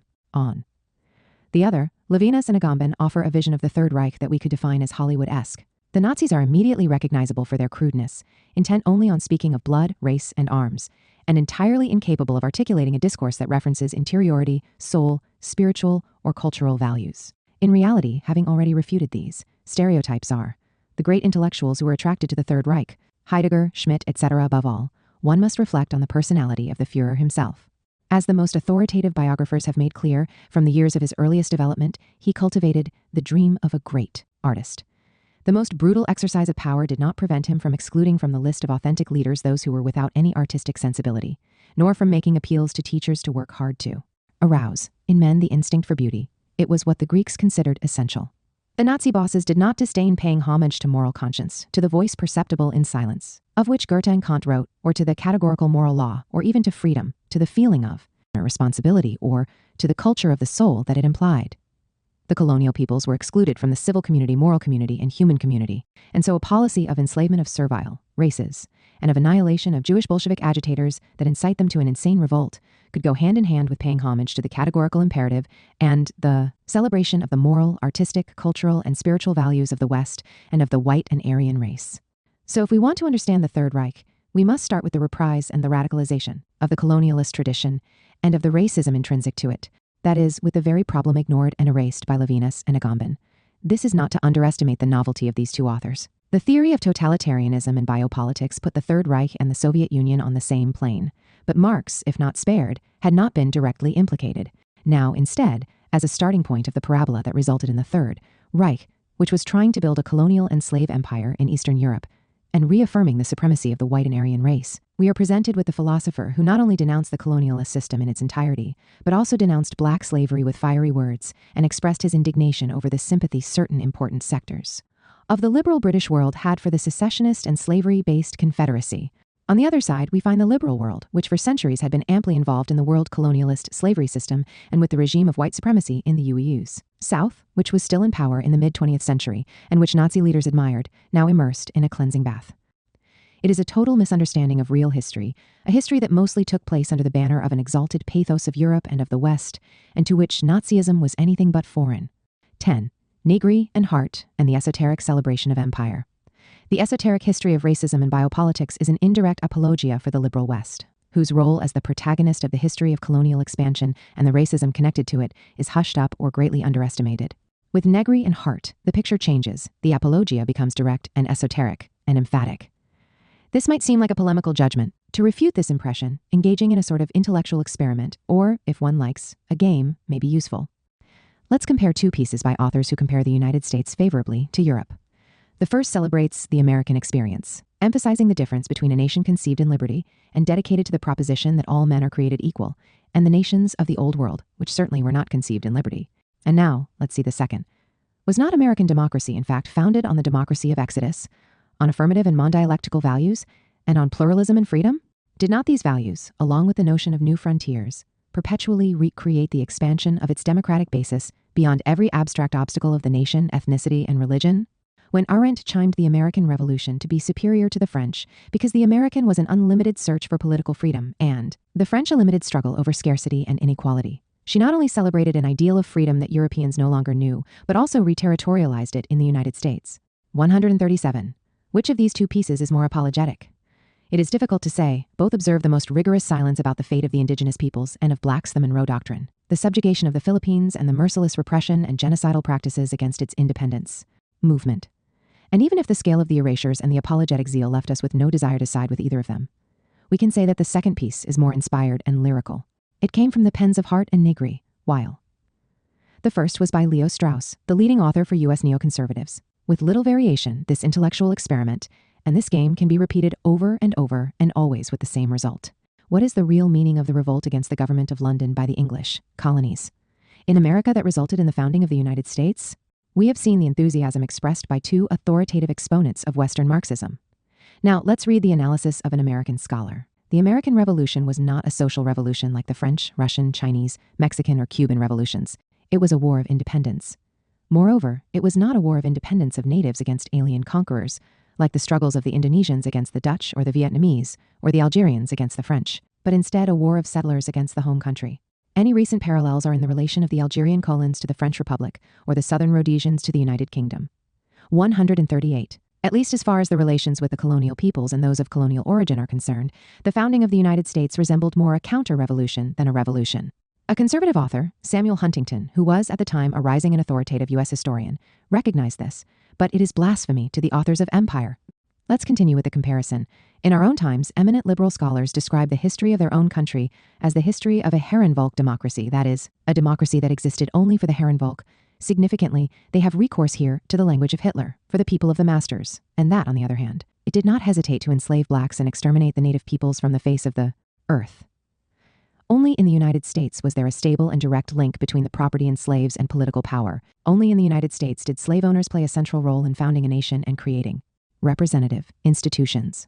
Empire instead speaks in reverent tones of the American democracy that breaks with the transcendent vision of power of the European tradition and, for the authors referring to Arendt, constitutes the invention of modern politics itself, or the establishment of freedom. 140. Scholars who cannot be suspected of anti-Americanism have had no difficulty recognizing that, from the first day of its existence, the United States is an imperial power, and that there were no more self-confident imperialists than the founding fathers of the North American Republic. 142. Hart and Negri instead always speak about European colonialism and European imperialism. Imperialism was an extension of the sovereignty of the European nation-states beyond their own boundaries. Eventually, nearly all the world's territories could be parceled out, and the entire world map could be coded in European colors. 143. In conclusion, let's take a central figure in the worldwide rise of the United States, Woodrow Wilson. Among the scholars of history and international politics, it is almost taken for granted to write of Wilsonian nationalism. This was a president who carried out a record number of military interventions in Latin America in the name of the Monroe Doctrine, and tended to side with white supremacy domestically and internationally, and to support the oppression of the colonial peoples and those of colonial origin. 145. But for Hart and Negri, Wilson becomes a champion of the internationalist ideology of peace, far from the European-style imperialist ideology. Far from the Marx's observation about Bakunin comes to mind. For all his antistatist radicalism, he spared England, the really capitalist state, the one that constituted the point of the spear of bourgeois society in Europe. Hart and Negri's polemic against the principle of the sovereign state spares the country that grants itself a monstrously expanded sovereignty that authorizes it to intervene in every corner of the world, with or without the authorization of the Security Council of the United Nations. This is the country that, far from building an alternative to European militarism, represents, as Sartre put it, that super-European monstrosity. 147. Part V Revival, or the last gasp of Western Marxism, Zizek's anti-imperialism, compared to and the years immediately following. Compared with the period in which the discourse on the unlamented death of Marx had become almost common sense, the ideological framework of our own times today appears quite different. Interest in that great thinker and revolutionary is evident and growing. Authors who, in one way or another, refer to him enjoy considerable prestige and popularity at times. Must we therefore speak of a revival of Western Marxism? Recently, the most illustrious exponent of what he likes to coquettishly self-describe as libertarian Western Marxism welcomed 2011 as the year of dreaming dangerously, of the revival of radical emancipatory politics all around the world. The author Zizek hurried to call attention to the disillusion that quickly followed. But let's leave aside the subsequent developments to concentrate on 2011, which was celebrated in such flattering terms. Yes, it was the year in which new protest movements, Occupy Wall Street, the Indignados, etc., seemed to spread like oil stains. But it was also the year in which NATO unleashed a war against Libya that, after having led to tens of thousands of deaths, ended with the horrible lynching of Gaddafi. The neo-colonial character of the aggression was recognized by authoritative organs of the Western press. Nevertheless, Hillary Clinton abandoned herself to exultation so unbalanced. "We came, we saw, he died," exclaimed the then Secretary of State, as to arouse moral reservations even in a Fox News reporter, for whom this was disquieting. Enthusiasm for a war crime. Unfortunately, the infamous neo-colonialist enterprise we are discussing here did not meet any resistance from Western Marxism. In Italy, it was even considered legitimate, at least to a historic figure of this ideological current. Still, in 2011, in Tel Aviv and other Israeli cities, hundreds of thousands of indignados went to the squares to protest high prices and unsustainable rents. But they were careful not to question the persistent and accelerated colonization of Palestinian territories. The indignation called attention to the rising difficulties of popular strata of the Jewish community, but did not pay any attention to the interminable tragedy of the people under military occupation. A professor at the Jewish University of Jerusalem described the tragedy in a prestigious U.S.-American journal. At least as far as the occupied Palestinian territories are concerned, Israel is an ethnocracy and, in the final analysis, a racial state. The colonization of the land expropriated by force from the Palestinians continues uninterrupted. Those who dare protest are treated harshly, sometimes imprisoned for long periods, sometimes killed in the course of the demonstrations. All this occurs in the context of a malevolent campaign to make life as miserable as possible for the Palestinians there, in the hope that they will go away. It is an ethnic cleansing, even if diluted over time. We see here an ethnocracy so harsh as to be all too reminiscent of dark precedents in the history of the last century. And yet, those indignados protesting the high cost of living they faced, but indifferent to the cruel ethnocracy imposed on the Palestinians, were celebrated by two illustrious Marxist authors as champions of a new society based on our relation to the commons. And so was 2011 the year of the revival of radical emancipatory politics all around the world, as Zizek put it, or of the revival of the ideal of a society based on our relation to the commons, as Negri and Hart put it.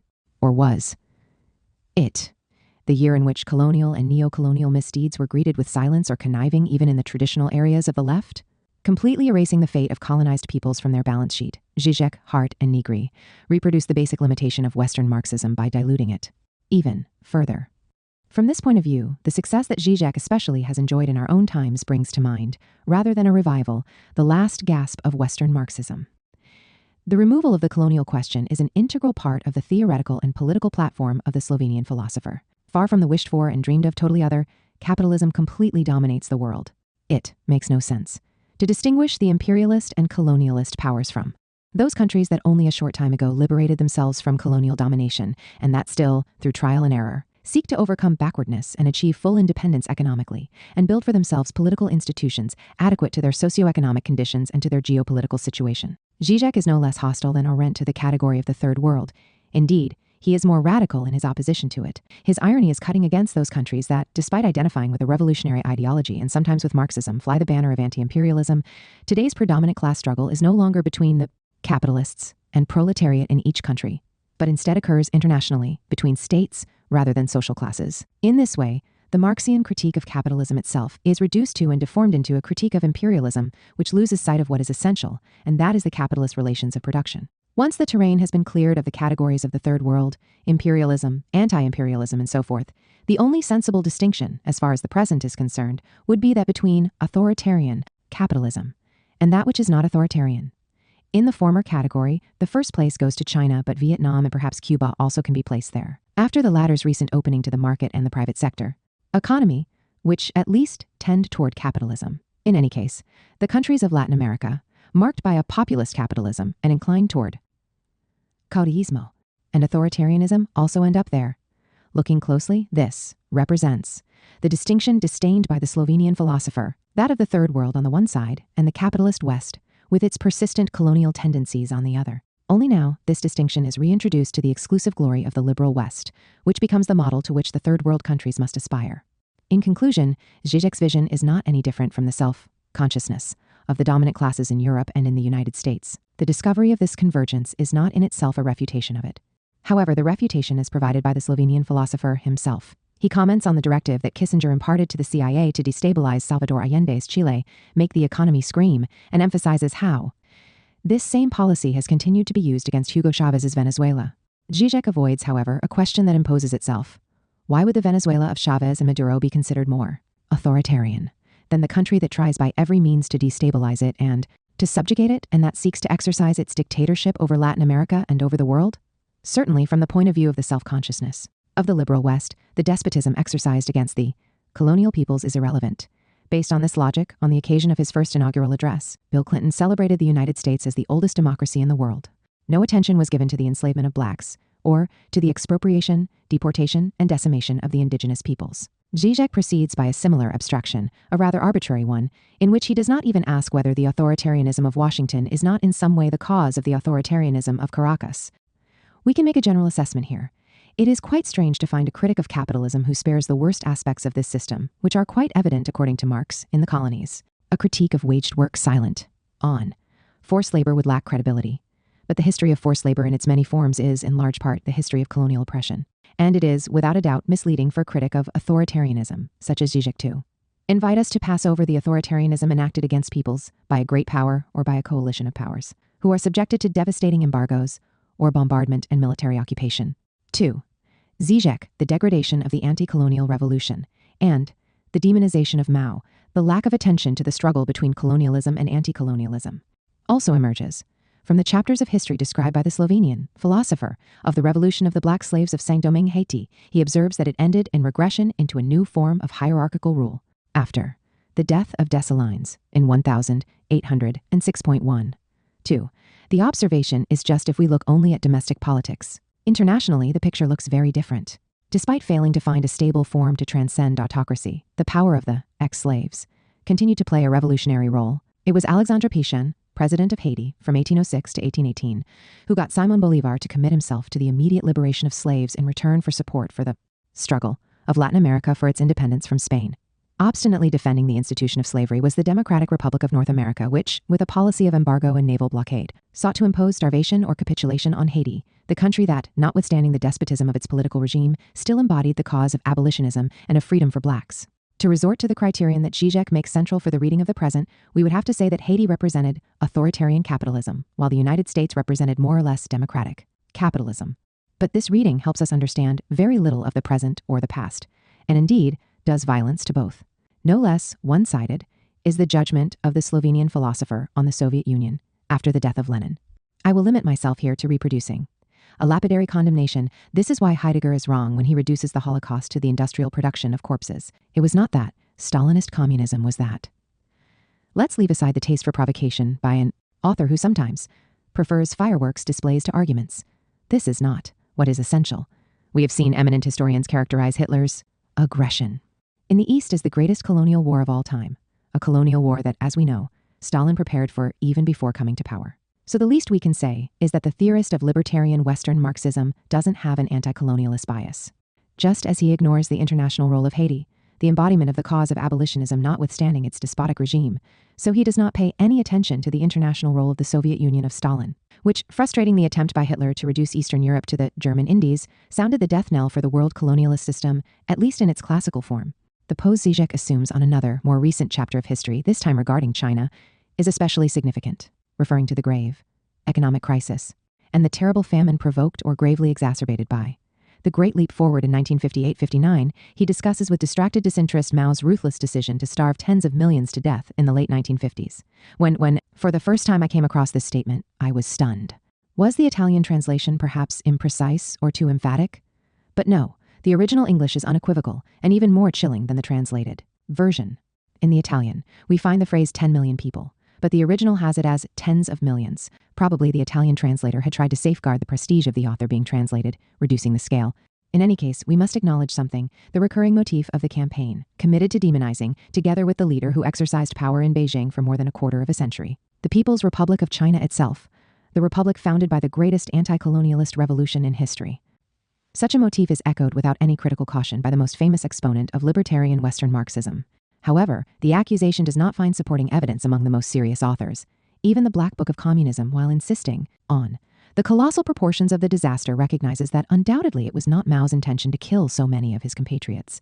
There also were eminent Western statesmen who refused to jump on the bandwagon of the incipient Cold War against the great Asian country. In an interview with the weekly Die Zeit, the German ex-chancellor Helmut Schmidt emphasizes the unintentional nature of the tragedy that the Great Leap Forward led to.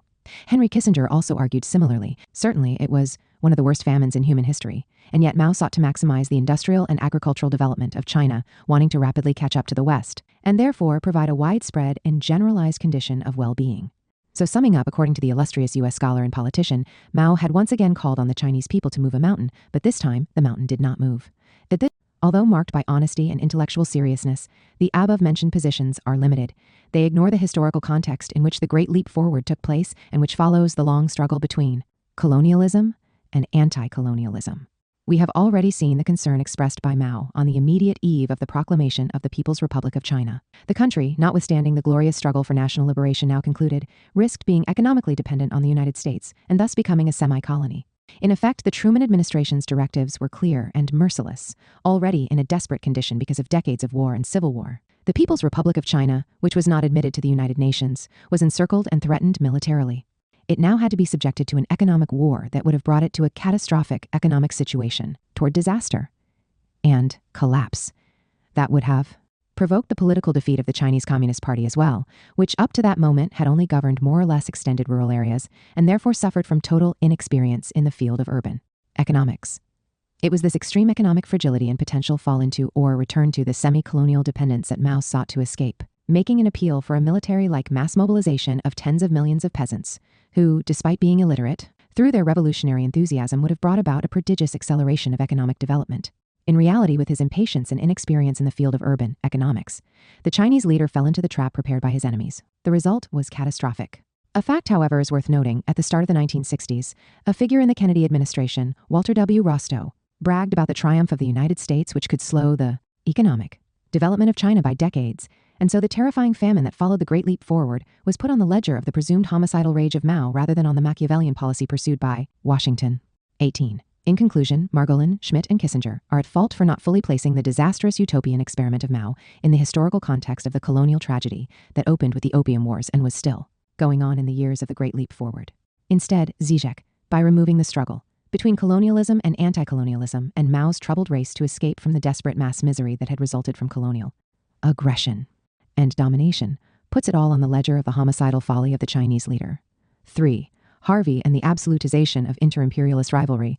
Openly vilified by Zizek, the anti-colonial revolution is entirely absent from the work of David Harvey, another exponent of Western Marxism. The picture he paints, starting with the contradictions of capitalism from the mid-20th century on, is eloquent testimony. The overall result, as Lenin so accurately predicted, was 50 years of inter-imperialist rivalry and war, in which rival nationalisms featured large. Can the great historical crisis that broke out in 1914 and came to a provisional resolution in the defeat of the Third Reich be characterized only by the conflict between opposing imperialist powers?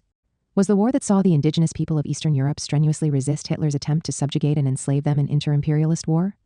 Like the Great Patriotic War, Harvey also ignores the Chinese people's war of resistance against Japanese imperialism, not to mention the minor national wars of resistance in Yugoslavia, Albania, France, and Italy that accompanied the Second World War and contributed to the defeat of the Third Reich. The only conflict that Harvey refers to is inter-imperialist rivalry and war. Harvey wrongly cites Lenin, whom we have seen in 1916 evoke national wars not only in the colonial world but in the heart of Europe itself, anticipating the scenario that would happen a little more than 2 decades later. The British Marxist scholar instead reads the Second World War according to a scheme that we have come to know. You go from the Great Depression to the explosion of inter-imperialist rivalries. In other words, to overcome the devastating economic crisis that broke out in 1929, it took the travails of war between capitalist states. But how do we explain the fact that Hitler came to power posing as a champion of the cause of white supremacy in Europe and the world? He was quite aware that, inspired by the appeal by Lenin and the October Revolution to the slaves of the colonies, to break their chains, the world anti-colonialist revolution had begun. It was a question of containing it and pushing it back by any and every means. It is this anti-colonialist revolution that Harvey ignores when he looks at both past and present. To be precise, as far as the present is concerned, there is a particular discrepancy. When he analyzes the conflicts of our own time, the British Marxist scholar describes them correctly. But when drawing conclusions, he subsumes under the category of inter-imperialist rivalry and war contradictions and processes that are quite different. Harvey emphasizes the role of the United States in the coup d'etat in Chile in 1973 that overthrew Allende and in Venezuela in 2002, which for a brief time overthrew and imprisoned Hugo Chavez. In both cases, Harvey does not hide his sympathy for the popular resistance against imperialist aggression. Unfortunately, he does not ask what kind of contradiction existed between Chile and Venezuela on the one hand and the United States on the other. And having analyzed correctly the relations between Washington and Beijing, he poses no questions either. We read, the United States wants the power to cut off the oil flow to its opponents in general and China in particular. 22. The United States is not disposed to peacefully resign itself to the shift, pushing the center of the world economy toward East Asia. It feels a strong temptation to use its military power to maintain its shaky hegemony. In sum, it is tending to make the transition from informal to formal empire. According to the British scholar, the Chinese leadership seems fully aware of all this. The economic reforms introduced in 1979 serve to upgrade its technological capacities and to better defend itself against external aggression. Staying with this description, it is a question of measures that also constitute an insurance policy against imperialist projects hatched by the great powers responsible for having imposed a century of humiliation on a fifth or fourth of the population of the world through colonial or semi-colonial oppression.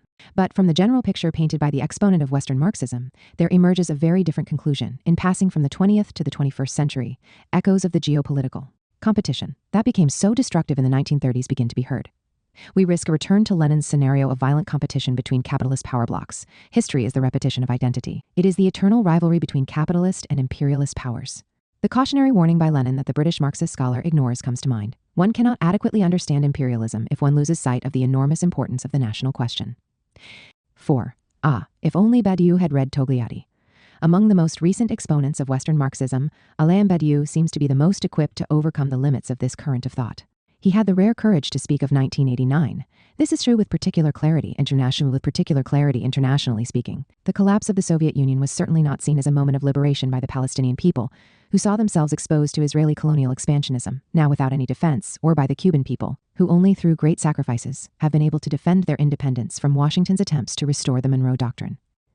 It was after the fall of the Soviet Union that the U.S. neoconservatives dreamed of imposing an empire of planetary dimensions. To speak of the upheaval of 1989-1991 as a second restoration would therefore seem to pave the way for the rediscovery of the colonial and neocolonial question. Unfortunately, this rediscovery is nowhere to be found in Badiou either. In conducting his meritorious battle against neoliberalism and for incisive measures against austerity, misery, and growing inequality and social polarization, he formulates a thesis that is intended to be radical. Justice is far more important than freedom. And what we have here is the paradigm of classical revolutionary politics whose goal is justice. Starting with the great Jacobins of 1792, that is, our great ancestors, the Jacobins. The Jacobins were uninterested in the cause of freedom? At the end of the 18th century, the Black Jacobins of Saint-Domingue, with the support of the Jacobins who governed Paris, were the main actors in one of the great battles for freedom in world history. They overthrew slavery and colonial domination, defended these conquests, and defeated Napoleon's powerful army. From this revolution came Haiti, the first country to abolish slavery and ban the slave trade, which still flourished in the nearby North American Republic, which was committed to using any means to strangle the country run by ex-slaves. Badiou is right to define the Jacobins as ancestors of the communist movement. In effect, the Jacobins were the first to inflict two mortal blows on the world colonialist slavery system. And later on came the Bolsheviks and the communists. At least from this point of view, each of them should be considered a champion of the cause of freedom. It goes without saying that the dominant ideology sees things quite differently. At the start of the Cold War, Isaiah Berlin offered an anthem to the West, even if there are areas of misery that block positive freedom, access to education, to health, to free time. Negative freedom is still guaranteed to all, liberal freedom itself, the sphere of the autonomous, inviolable individual. He explained this in an essay published in 1949, while in many U.S. states, sexual contamination and marriage of members of the white race with other races was forbidden by law. Berlin makes no mention of these laws to confine the people of color to a servile caste, just as he does not take any account of the world colonialist system. Did the people under colonial domination and exposed to tyrannical power and the arbitrary will of their rulers at least enjoy negative freedom? Clearly, Berlin ignored the fate the West imposed on colonial peoples and those of colonial origins and did not take into account that the bans on interracial sexual relations and marriage, even if they were aimed at maintaining the permanent segregation of the race considered inferior, ended up heavily weighing as well on the negative freedom of the members of the privileged white race themselves. 2. Advocate For negative freedom for all were the communists, who were on the front lines in the struggle against segregation and racial discrimination, and who, because of this, suffered terrible persecution at the very moment that Berlin celebrated the liberal West. 32. But paradoxically, Badiou signs on to the arbitrary erasure of the fate of the colonial peoples and those of colonial origin. Otherwise, how can we explain the statement in which the main actors of the revolt against the world colonialist slavery system were more interested in the cause of justice than freedom? Even if judging by differing and contrasting values, Berlin and Badiou share the thesis that liberals are the theoreticians and guardians of negative freedom. Both erase the frightful clauses of exclusion that characterize liberal discourse on negative freedom. Arguing in a manner we have already seen, the French philosopher takes up again a common theme of Western Marxism from the preceding decades. One thinks of the critique of liberalism made at one time by Crawford B. McPherson, of it being, in reality, synonymous with possessive individualism. In this definition, both the noun and the adjective are in error. We do not remove the colonial question. Let's start with the noun in the North American Republic and in the European colonies. The fate of an individual was determined from start to finish by their racial appearance, which constituted an insuperable barrier between the white race of the masters and the colonial people of color. An individual's merit played no role or was a very minor one. This is anything but individualism. Regarding the adjective, the superstitious capitalist cult of property was not extended to the colonial peoples. This is a point that Marx strongly insisted on. The profound hypocrisy and inherent barbarism of bourgeois civilization lie unveiled before our eyes, turning from its home, where it assumes respectable forms, to the colonies, where it goes naked. They are the defenders of property, but did any revolutionary party ever originate agrarian revolutions like those in Bengal, in Madras, and in Bombay, while they prated in Europe about the inviolable sanctity of the national debt? Did they not confiscate in India the dividends of the Majas, who had invested their private savings in the company's own funds? And in the cases of the Irish and Scottish peasants, even in these cases of colonial and semi-colonial peoples located in Europe, the government in London did not see any occasion in which it needed to act in the face of the most shameless violation of the sacred rights of property. 35. One could object that colonialism is now in the past, but one need only look at the people of Palestine. An arbitrary power can expropriate, jail, and execute them extrajudicially. There is no aspect of public and private life of the members of a colonial people that escapes the control, intervention, and bullying of the occupation forces. Of course, in our times, classical colonialism constitutes the exception, not the rule. But we must not forget the weekly extrajudicial executions ordered, as the New York Times of May 30th, 2012, informs us, by the President of the United States and carried out in every corner of the world, almost always aimed at citizens of the Third World. Citizens of the Third World are also the collateral victims who so often accompany extrajudicial executions. And that is not all. What freedom or security of property do the citizens of a country enjoy when they can be bombed, invaded, or reduced to starvation at the sovereign whim of the West and its leading country, which can act without even waiting for authorization by the UN Security Council?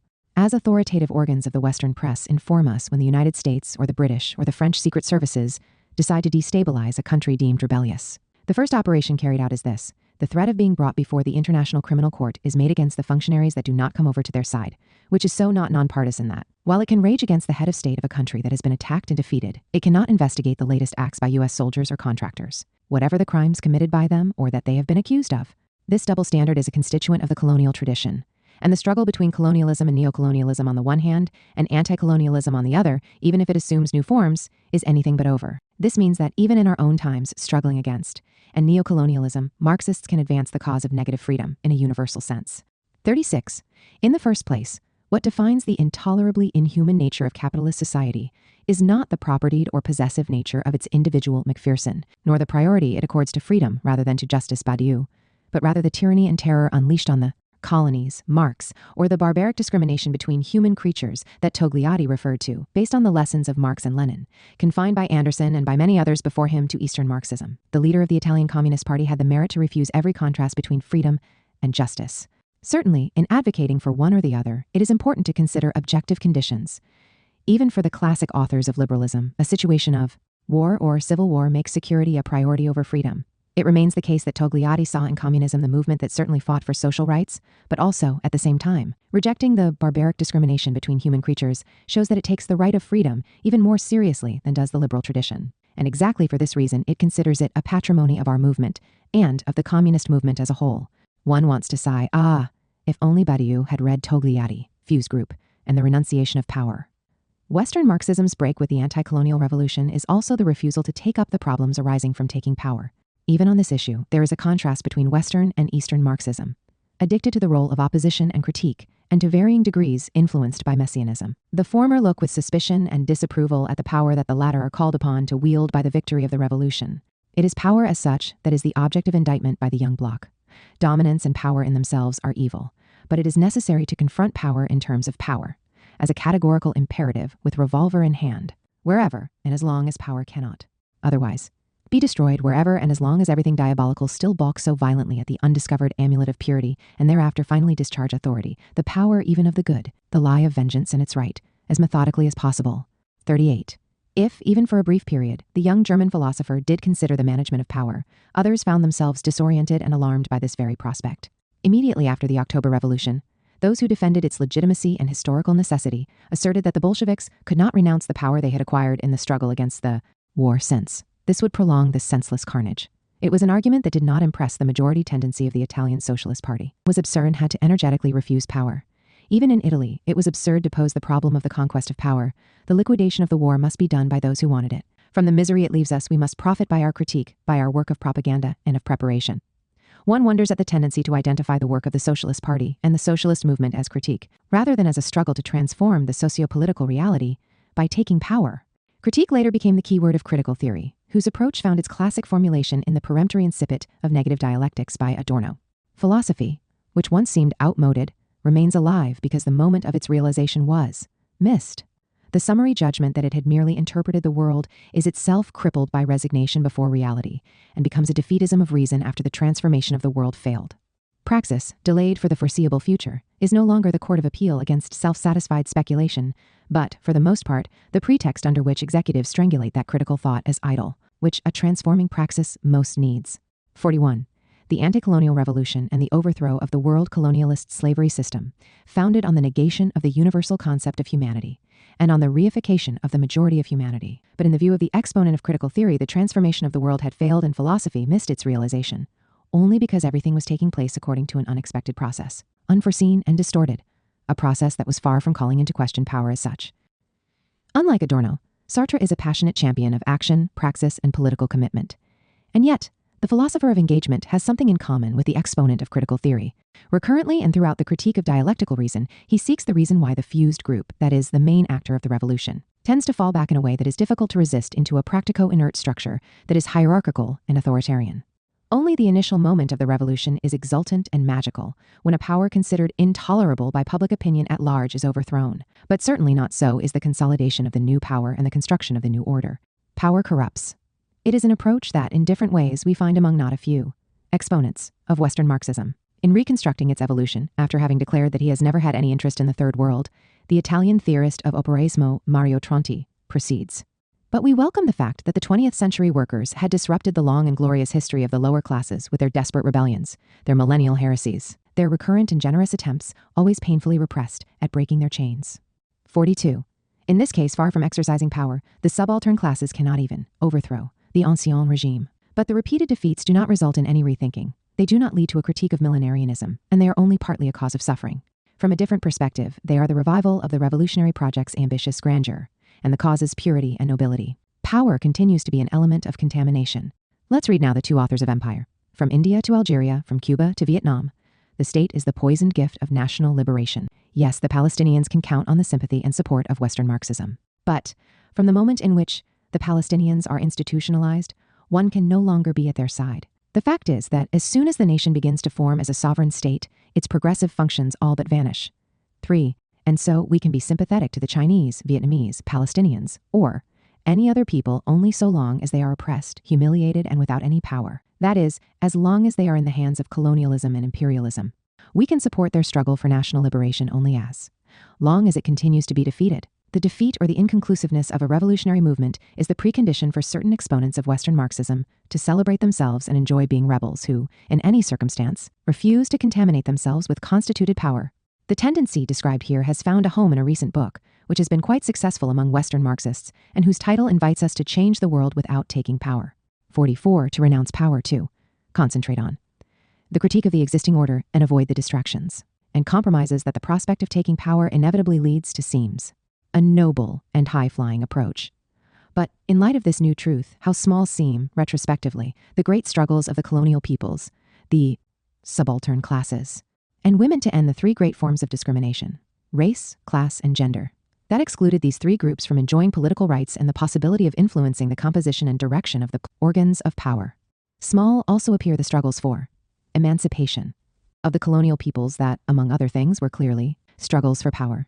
And no less small, then, are the struggles for emancipation of our own times.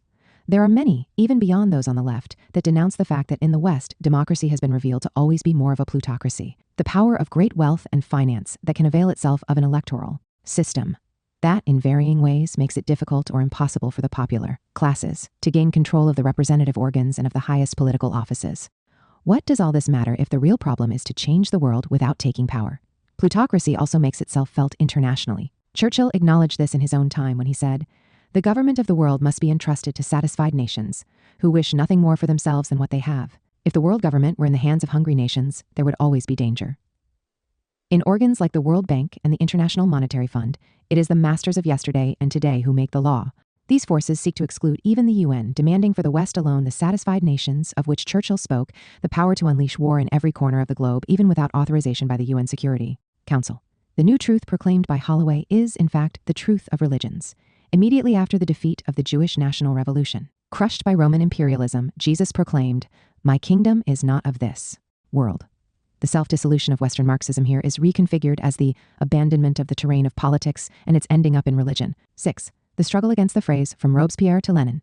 Moreover, the discomfort and diffidence toward power are not manifest only in the West.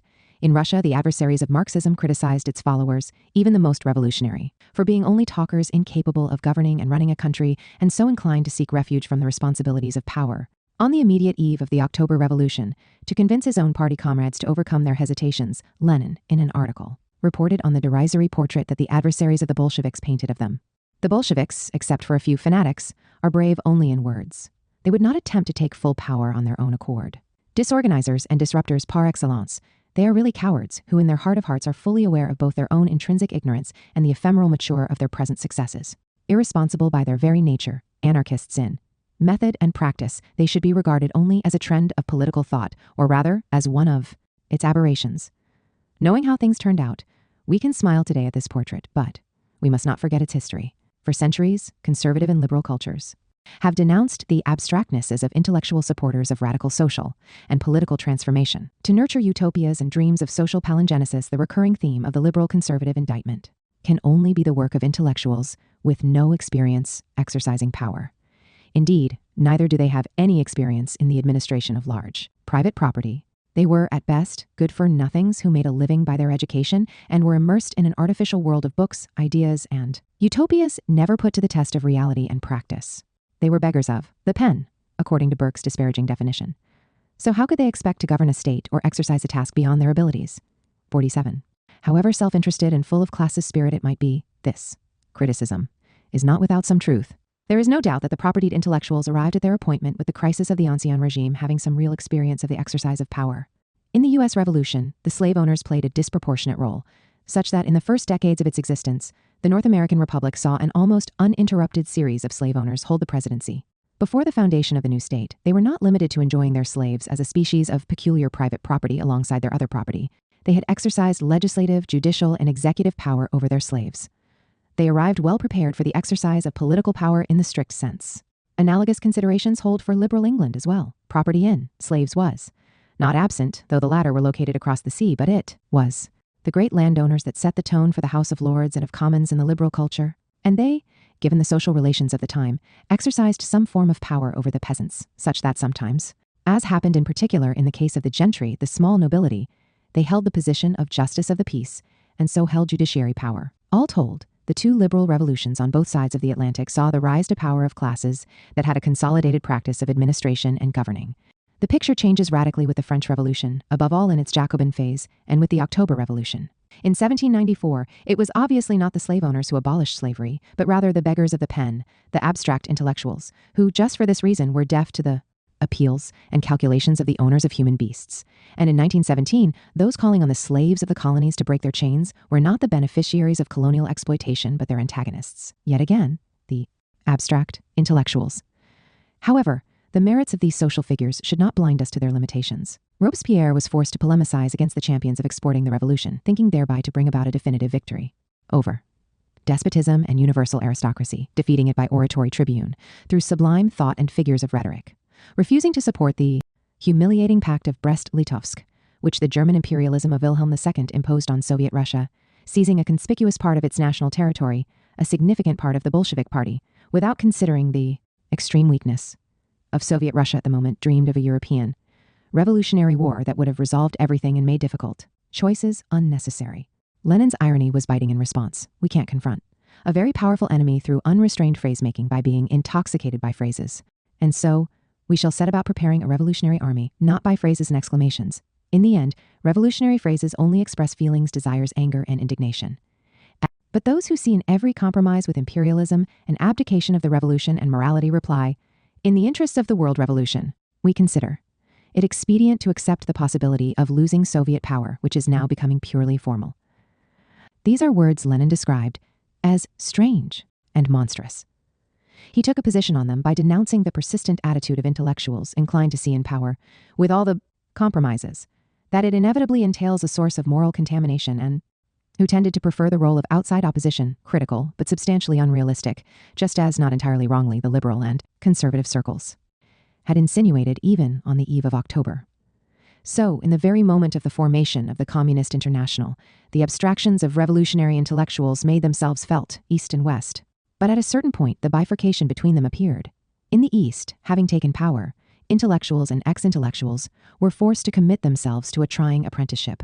In March, Lenin invited the party and state cadre to learn everything necessary to not be swept away by counter-revolution. No, comrades, the art of administration does not descend from heaven. It is not inspired by the Holy Ghost.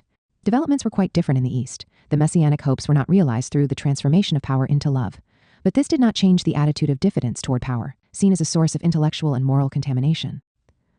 The bifurcation between Eastern Marxism and Western Marxism comes down to a contrast between Marxists, who exercise power, and Marxists who were in opposition and concentrated, increasingly on critical theory, deconstruction, and denouncing power and power relations as such. A Western Marxism thus took shape, which, in its distance from power, claimed the privileged and exclusive right to rediscover an authentic Marxism no longer reduced to state ideology.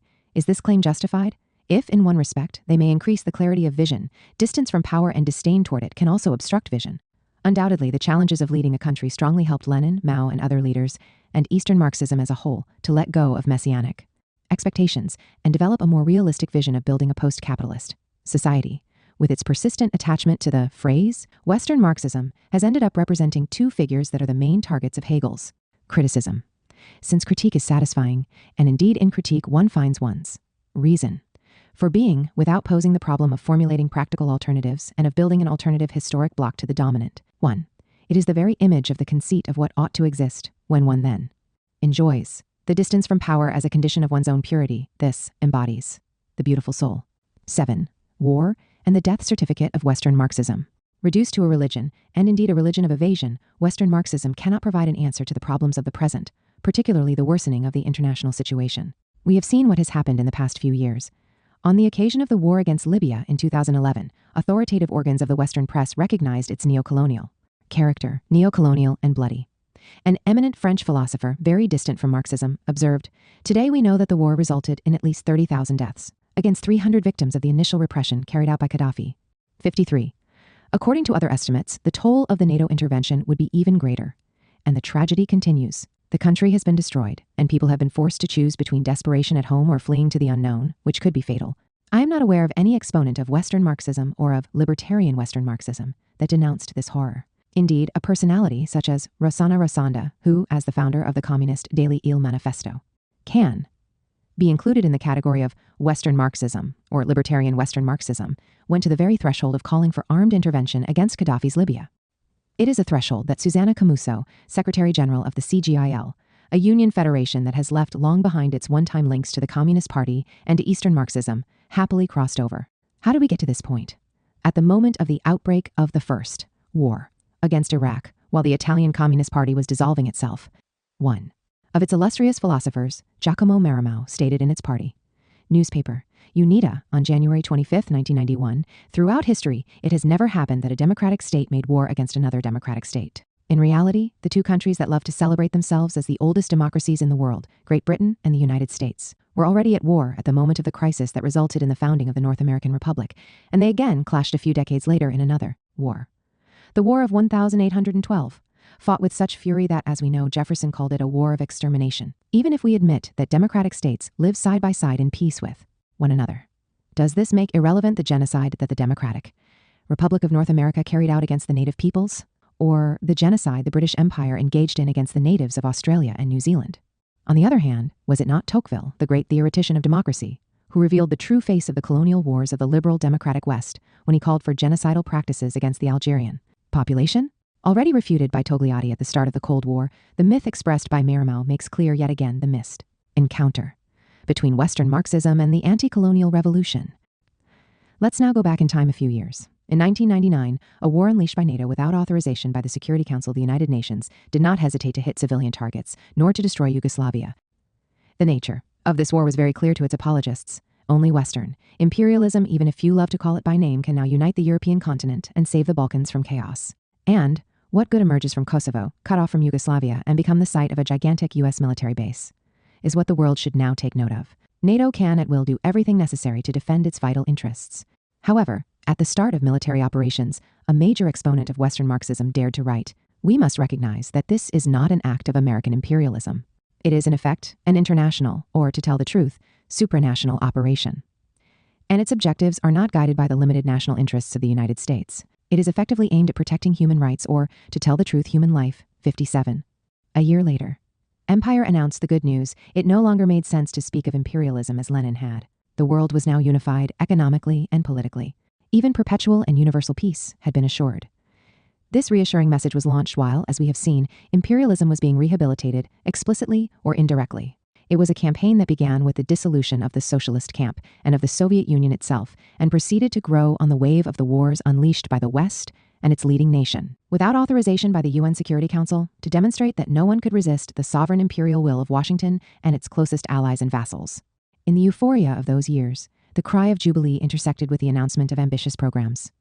The West, as authoritative scholar Barry G. Buzan observed in 1991, had triumphed over communism and over Third Worldism. And so, it could calmly remake the world the year after. The more or less official philosopher of the Western Open Society, Karl R. Popper, referring to the ex-colonies, proclaimed, "We liberated these states, the ex-colonies, too quickly and too simplistically. It is like abandoning a child care center to its own devices." For whoever still had not understood, in 1993, the New York Times Magazine, a Sunday supplement of the most important newspaper in the United States, was unable to contain its enthusiasm, as seen in the title of an article written by a British author, Paul Johnson, "Colonialism's Back, and Not a Moment Too Soon." A few years later, in its March-April 2002 issue, Foreign Affairs, a journal close to the State Department, with its title and opening article by Sebastian Mallaby, invited all to give in to the evidence and the existing relations of force. The logic of imperialism, or better of neo-imperialism, was too stringent to be opposed. Still further on, a most prominent Western historian, Niall Ferguson, called for creating a colonial office modeled on the British Empire, and looking at Washington, sang hymns to the most magnanimous imperial power that has ever existed. However, this program of colonial and imperial counter-revolution has encountered increasing difficulties. And so today, we see increased analysis, discourse, and concern about the rising danger of a large-scale war, of a Third World War that could cross the line to become nuclear. One can then understand why the United States has for some time aspired to guarantee itself first strike capability and exercise the terrible power of blackmail over the rest of the world. 63. The other countries would then be forced to choose between obedience to Washington or annihilation. This aspiration explains the renunciation by President George W. Bush on June 13, 2002, of the treaty stipulated 30 years earlier. That was perhaps the most important agreement of the Cold War. The United States and the USSR committed themselves to limiting the construction of anti-missile bases, renouncing the goal of nuclear invulnerability and planetary domination that such invulnerability would have guaranteed. The war that the United States is preparing for is against China, the country born of the greatest anti-colonial revolution in history and directed by an experienced communist party, or against Russia, which under Putin has wrongly, according to the White House, thrown off the neo-colonial control that Yeltsin had accepted and adapted to, thanks to savage and predatory privatization. The West was in fact able to control the immense energy patrimony of the country. This new international situation, thick with dangers, finds Western Marxism completely unprepared. Negri and Hart's announcement of the advent of perpetual and universal peace has reduced them to servility. The discourse of Marimow, who identifies democracy with the cause of peace, is subordinate to the Western ideology of war, and can only serve to legitimate the crusade of Washington against China and Russia. Likewise inadequate and misleading is the thesis dear to Harvey of eternal rivalry and inter-imperialist war. It is certainly not with this category that we can understand the military expeditions by the West, and especially by its leading nation after the triumph in the Cold War, and in a period when the United States was the solitary superpower and absolutely unrivaled. The December 1989 invasion of Panama, the First Iraq War, 1991, the war against Yugoslavia, 1999, the Second Iraq War, 2003, the war against Libya, 2011. In these same years, the United States intervened in Syria to accomplish the regime change that U.S. neoconservatives had called for in 2003. How can we explain why it is only the West, and above all, its leading country, the nation chosen by God, or the indispensable nation wrapped in its aura of exceptionalism, that arrogates to itself the sovereign and imperial right to intervene in every corner of the globe, even without the authorization of the UN Security Council? To orient ourselves in the present, we need to not lose sight of the anti-colonialist revolution, mostly led by communist parties, that was the main feature of the 20th century, and the unfortunate project of rolling back the anti-colonialist revolution, which is at the center of the so-called neoconservative revolution and of U.S. foreign policy, born of the horrors of the carnage of the First World War. Western Marxism has shown itself to be unable to understand and oppose the large-scale war that looms on the horizon. It is the death certificate of Western Marxism. Part 6. How Marxism in the West can be reborn. 1. Marx in the future in 4 acts. Can Marxism revive in the West, and under what conditions? To answer this question, it would help to investigate how the ideas of Marx and Engels encountered and conflicted with the actual history of the 20th century, which they obviously did not and could not foresee. Focused on the transformation of the existing order, their discourse constantly refers to the future, whose realization would be guaranteed by the proletariat, the revolutionary class par excellence, and the party that is the political expression of this class. It would be good to first specify that the future those two great thinkers looked to was to unfold in 4 acts that were quite distinct. In the 1844 work on the Jewish question, Marx writes of the North American Republic as the country of complete political emancipation. Status discrimination had been substantially eliminated within the white community. Almost all adult males, even non-property owners, enjoyed the right to vote and could be elected into the representative organs. That is to say, to use the Grundriss's language this time, the relations of personal dependence of the pre-bourgeois feudal society and sanctioned by law had been definitively abolished, and, with the rise of capitalist society instead, came personal independence founded on material dependence. 1. With the new order, legal and formal freedom and equality existed. It was instead the social relations of production and distribution of material wealth that sanctioned an even more strident inequality, starting with the wage slavery imposed on the workers, who were formally as free as their employers and were equal to them by law. Based on the vision delineated on the Jewish question and in the Grundrisse, the persistent discrimination that by law excluded certain categories of people from participation in political life would spontaneously and gradually disappear. The passage to complete political emancipation, or to personal independence founded on material dependence, could be considered an imminent tendency of bourgeois society itself, and this tendency would impose itself sooner or later. So the first type of future we find in Marx and Engels is that which we can call the future in action, the non-post-capitalist future already in action in bourgeois society itself. The future that bourgeois society itself would progressively realize during its maturation process. The transcendence of capitalism, with the abolition of wage slavery and the addition of social and political emancipation to political emancipation, refers to another kind of future. The critique of the Gotha program foresees and hopes for, after the political overthrow of the bourgeoisie's power, a period of transition under the banner of the revolutionary dictatorship of the proletariat and of the incipient socialist transformation. Marx believed this problem was already on the agenda when he was writing, and so we have to deal with it in the near future. The period of transition goes on until communism. To cite Marx's words in the Manifesto of the Communist Party, in place of the old bourgeois society, with its classes and class antagonisms, we shall have an association, in which the free development of each is the condition for the free development of all. The advent of communism presupposes the definitive defeat of capitalism and its total transcendence. In this case, we are in the presence of the remote future, when communism is imagined and configured as a society that is completely free of contradictions and conflicts and, therefore, can even do without the state. The remote future becomes a utopian future. In conclusion, after the future in action due to a dialectic internal to bourgeois society that realizes complete political emancipation, the building of the post-capitalist order embraces 3 types of future: the near future, the remote future, and the utopian future. It is worth noting immediately that things went quite differently than had been foreseen by Marx and Engels. In the West, complete political emancipation was not in any way the result of a spontaneous dialectic.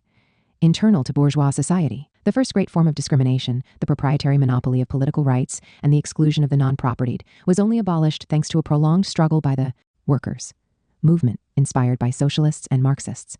That is true also for the overcoming of the second great form of discrimination, that against women, which, together with denying them political rights, prevented them from participating in the liberal professions, enclosing them in domestic slavery and in the lower status and lower paid segments of the labor market.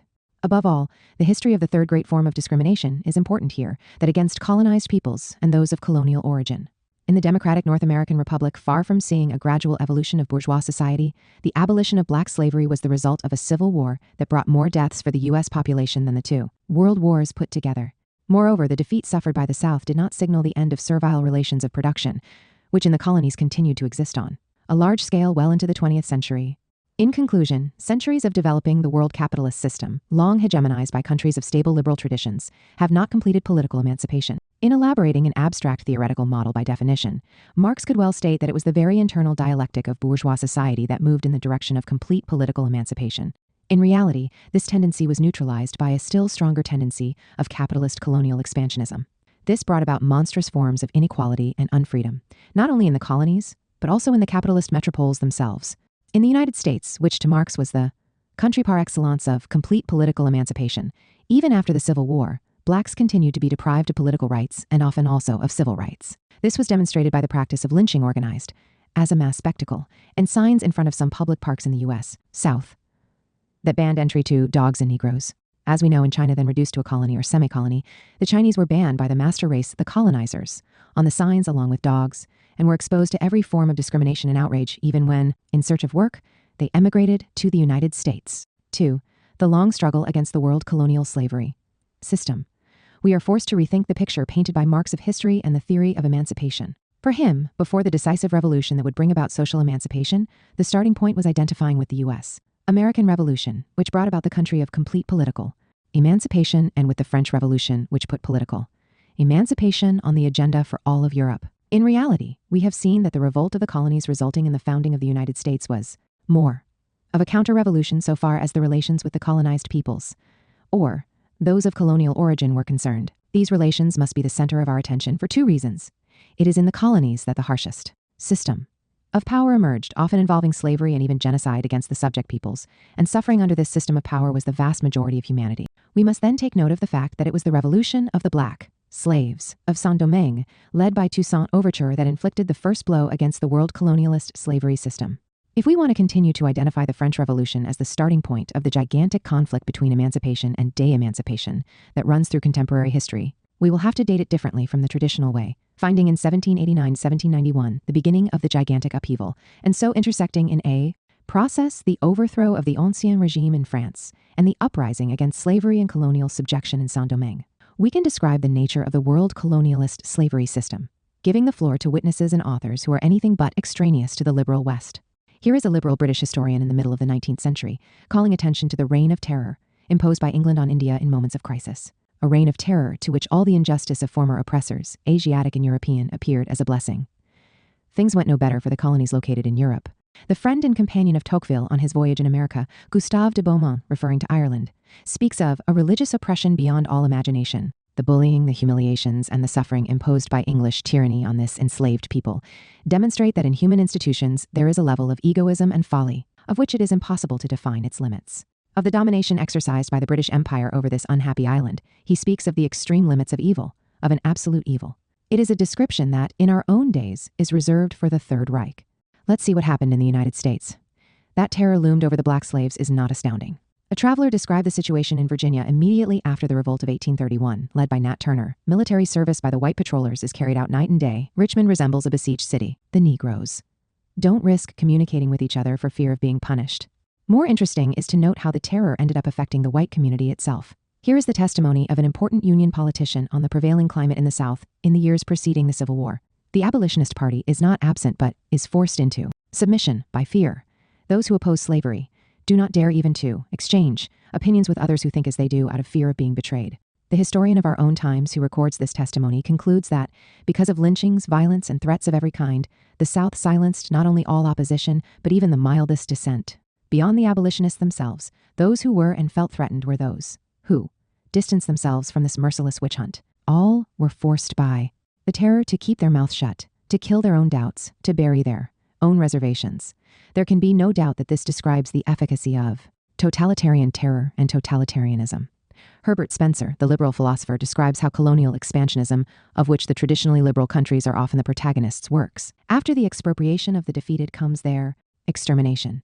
Not only the Indians of North America and the natives of Australia are to pay this price. Resort to genocide was had in every corner of the British colonial empire. In India, death was inflicted on entire regiments, guilty of having dared to disobey the tyrannical commands of their oppressors. Around 50 years later, Spencer felt obligated to increase the dosage. We have entered an epoch of social cannibalism in which the strongest nations are devouring the weakest. We should realize that the white savages of Europe are overcoming the dark savages everywhere. In effect, liberal Belgium reduced the indigenous population of the Congo from 20 to 40 million in 1890 to 8 million by 1911. Moreover, we have seen the genocide the United States practiced to strangle the Philippines independence movement. Genocide was not only practiced but was calmly and cheerfully theorized. We have seen Theodore Roosevelt theorize at the end of the 19th century against rebellious colonial peoples, a war of extermination, one that would not spare women and children. It is eloquent testimony coming from the U.S. president and statesman who stated in an 1896 speech, "I don't go so far as to think that the only good Indians are dead Indians, but I believe 9 out of every 10 are. And I shouldn't like to inquire too closely into the case of the 10th. But there is little to joke about. In the North American Republic, the voice is calling for the extinction of the misfit and for a divine law of evolution, and who declare that on the agenda is a final solution to the Negro problem we're growing, which would happily substantially replicate the already carried out final solution to the U.S. American Indian problem. It is arbitrary to separate the darkest pages of the 20th century, written by Nazism and fascism, from the history of colonialism. Hitler sought to imitate Great Britain and the United States.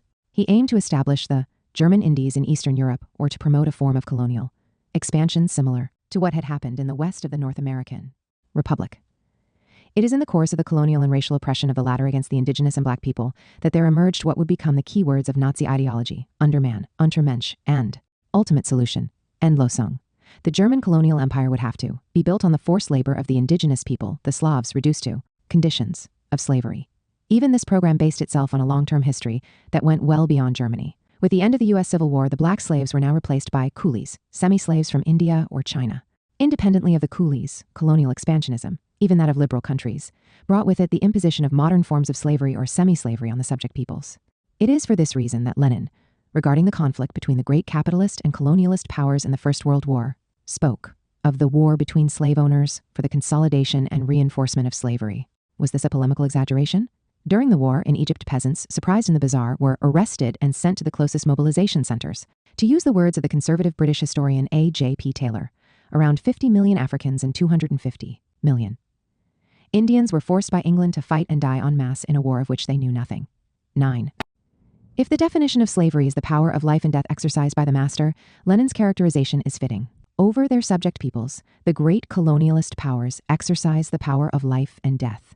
This power hung over the more or less servile labor force from their colonies that Britain and France sent to the front to dig trenches or do other heavy and dangerous work. In particular, this latter practice inspired the Third Reich, which, with a further level of brutality, forced a gigantic mass of slaves to work or to die of exhaustion and hunger to maintain the productive apparatus needed to conduct the war. Even regarding racial ideology, the continuity is clear. Here is a profession of racial faith from the early 20th century. 1. Blood will tell. 2. The white race must dominate. 3. The Teutonic peoples stand for race purity. 4. The Negro is inferior and will remain so. 5. This is a white man's country. 6. No social equality. 7. No political equality. 10.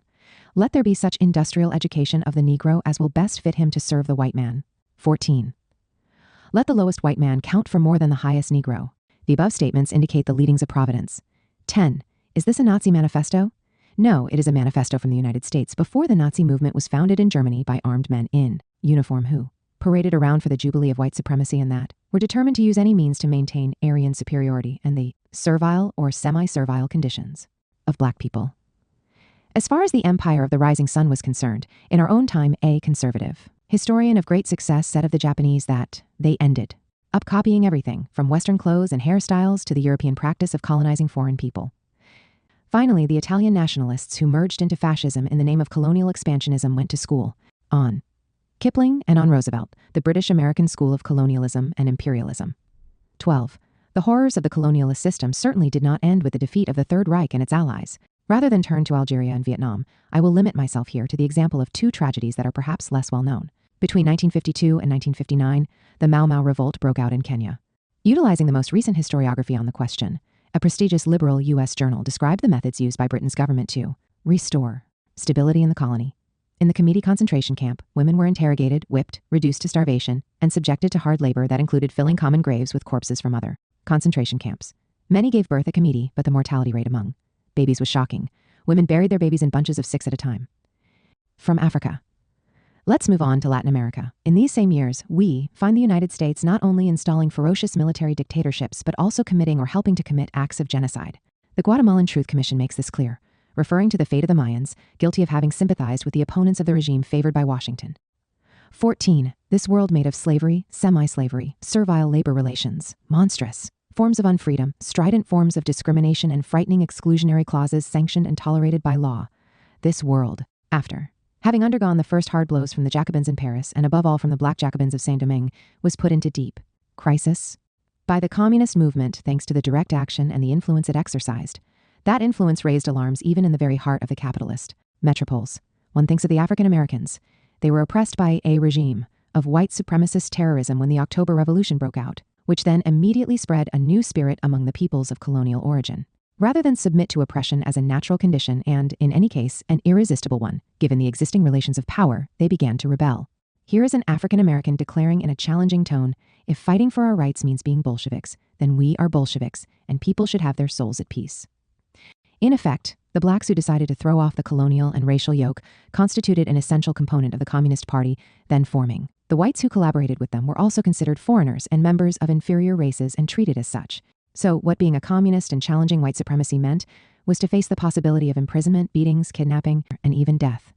Those were the years of the Great Depression and unemployment and mass misery, but despite the bitter competition that ensued in the labor market, all of that did not silence the struggle against the regime of white supremacy, and it did not break the unity between whites and blacks engaged in that struggle, mostly organized by the Communist Party. Jumping ahead 2 decades, let's now look at the forms taken by the end of the regime of white supremacy. In December 1952, the Attorney General of the United States sent an eloquent appeal in a letter to the Supreme Court, which was hearing cases on the racial integration of public schools. He stated, "Racial discrimination furnishes grist for the communist propaganda mills, and it raises doubts even among friendly nations as to the intensity of our devotion to the democratic faith." Washington observes an American historian in our times ran the risk of alienating the colored races, not only in the East and throughout the Third World, but within the United States as, well, even there, communist propaganda was having considerable success in recruiting blacks to the revolutionary cause, destroying their faith in American institutions. It was because of this concern that the U.S. Supreme Court declared racial segregation unconstitutional in public schools. In summary, we cannot understand how the regime of white supremacy was dismantled in the United States, itself a tenacious heritage of the world colonialist slavery system, without noting the challenge of the October Revolution and of the communist movement. 2 Marxisms and 2 different temporalities. Naturally, the fall of the world colonial slavery system happened in tragic circumstances. In Saint-Domingue, Haiti, the conflict between supporters and opponents of colonial subjection and slavery became a form of total warfare on each side. Nothing is easier than to put both sides on the same plane and oppose each other, for example, as did the North American Republic. Apparently, accounts add up, and logic is respected. U.S. democracy celebrated its superiority over the despotism of Napoleon in France, and that of Toussaint Louverture in Saint-Domingue, Haiti, and that of his successors. Except the reality was entirely different. Opposing the country and the people that had thrown off the yoke of colonialism and the chains of slavery were both the France of Napoleon, through a powerful military machine, and the United States of Jefferson through an embargo and naval blockade, aimed explicitly at condemning to starvation the disobedient and rebellious blacks. The theory of totalitarianism today embodies this formalism. It puts Stalin's Soviet Union and Hitler's Third Reich on the same plane, forgetting that the latter, in carrying out its attempt to impose colonial dominion over the Slavs and enslave them, repeatedly referred to the colonial tradition of the West and had constantly and explicitly in its view the expansionist models of the British Empire and the irresistible advance in the West of the racial policies of the North American Republic. Unfortunately, this reading of the 20th century, which puts the most ferocious expression of the colonial slavery system on the same plane as its most important enemy, was accomplished to a greater or lesser degree by Western Marxism, and not by a few of its exponents. We have seen empire fully compare the Soviet Union and the Third Reich, the former the country that called on the slaves of the colonies to break their chains, and the latter the country determined to reforge them and generalize them. In this reckless historical account, the world anti-colonial revolution does not play any role. and it continues to be ignored and erased by the memorable judgments with which Zizek makes Stalin into a champion of the industrial production of corpses and Mao into an Oriental despot who, on a whim, condemns to death by starvation tens of millions of his own citizens. Historically, the socialist and communist-oriented countries, all located outside the more developed West, have had to accomplish the complete political emancipation that Marx attributed to the bourgeois revolution and that it has revealed itself completely incapable of accomplishing. In this sense, it is as if those countries were stopped at the stage of the future in action, that which Marx considered to be intrinsic to bourgeois society, or at the first moment of the near future, that of the expropriation of the political power of the bourgeoisie and the installation of the revolutionary dictatorship of the proletariat. It is a dialectic that has manifested itself not only on the political level, but also on the more properly economic level. According to the Communist Manifesto, the introduction of new industries that are not strictly national in scale and that operate on the world market is a question of life and death for all civilized nations. It is a task that, in and of itself, does not go beyond the bourgeois framework. Yet, under conditions of imperialism, the countries that fail to accomplish this task become easy prey for neo-colonialism.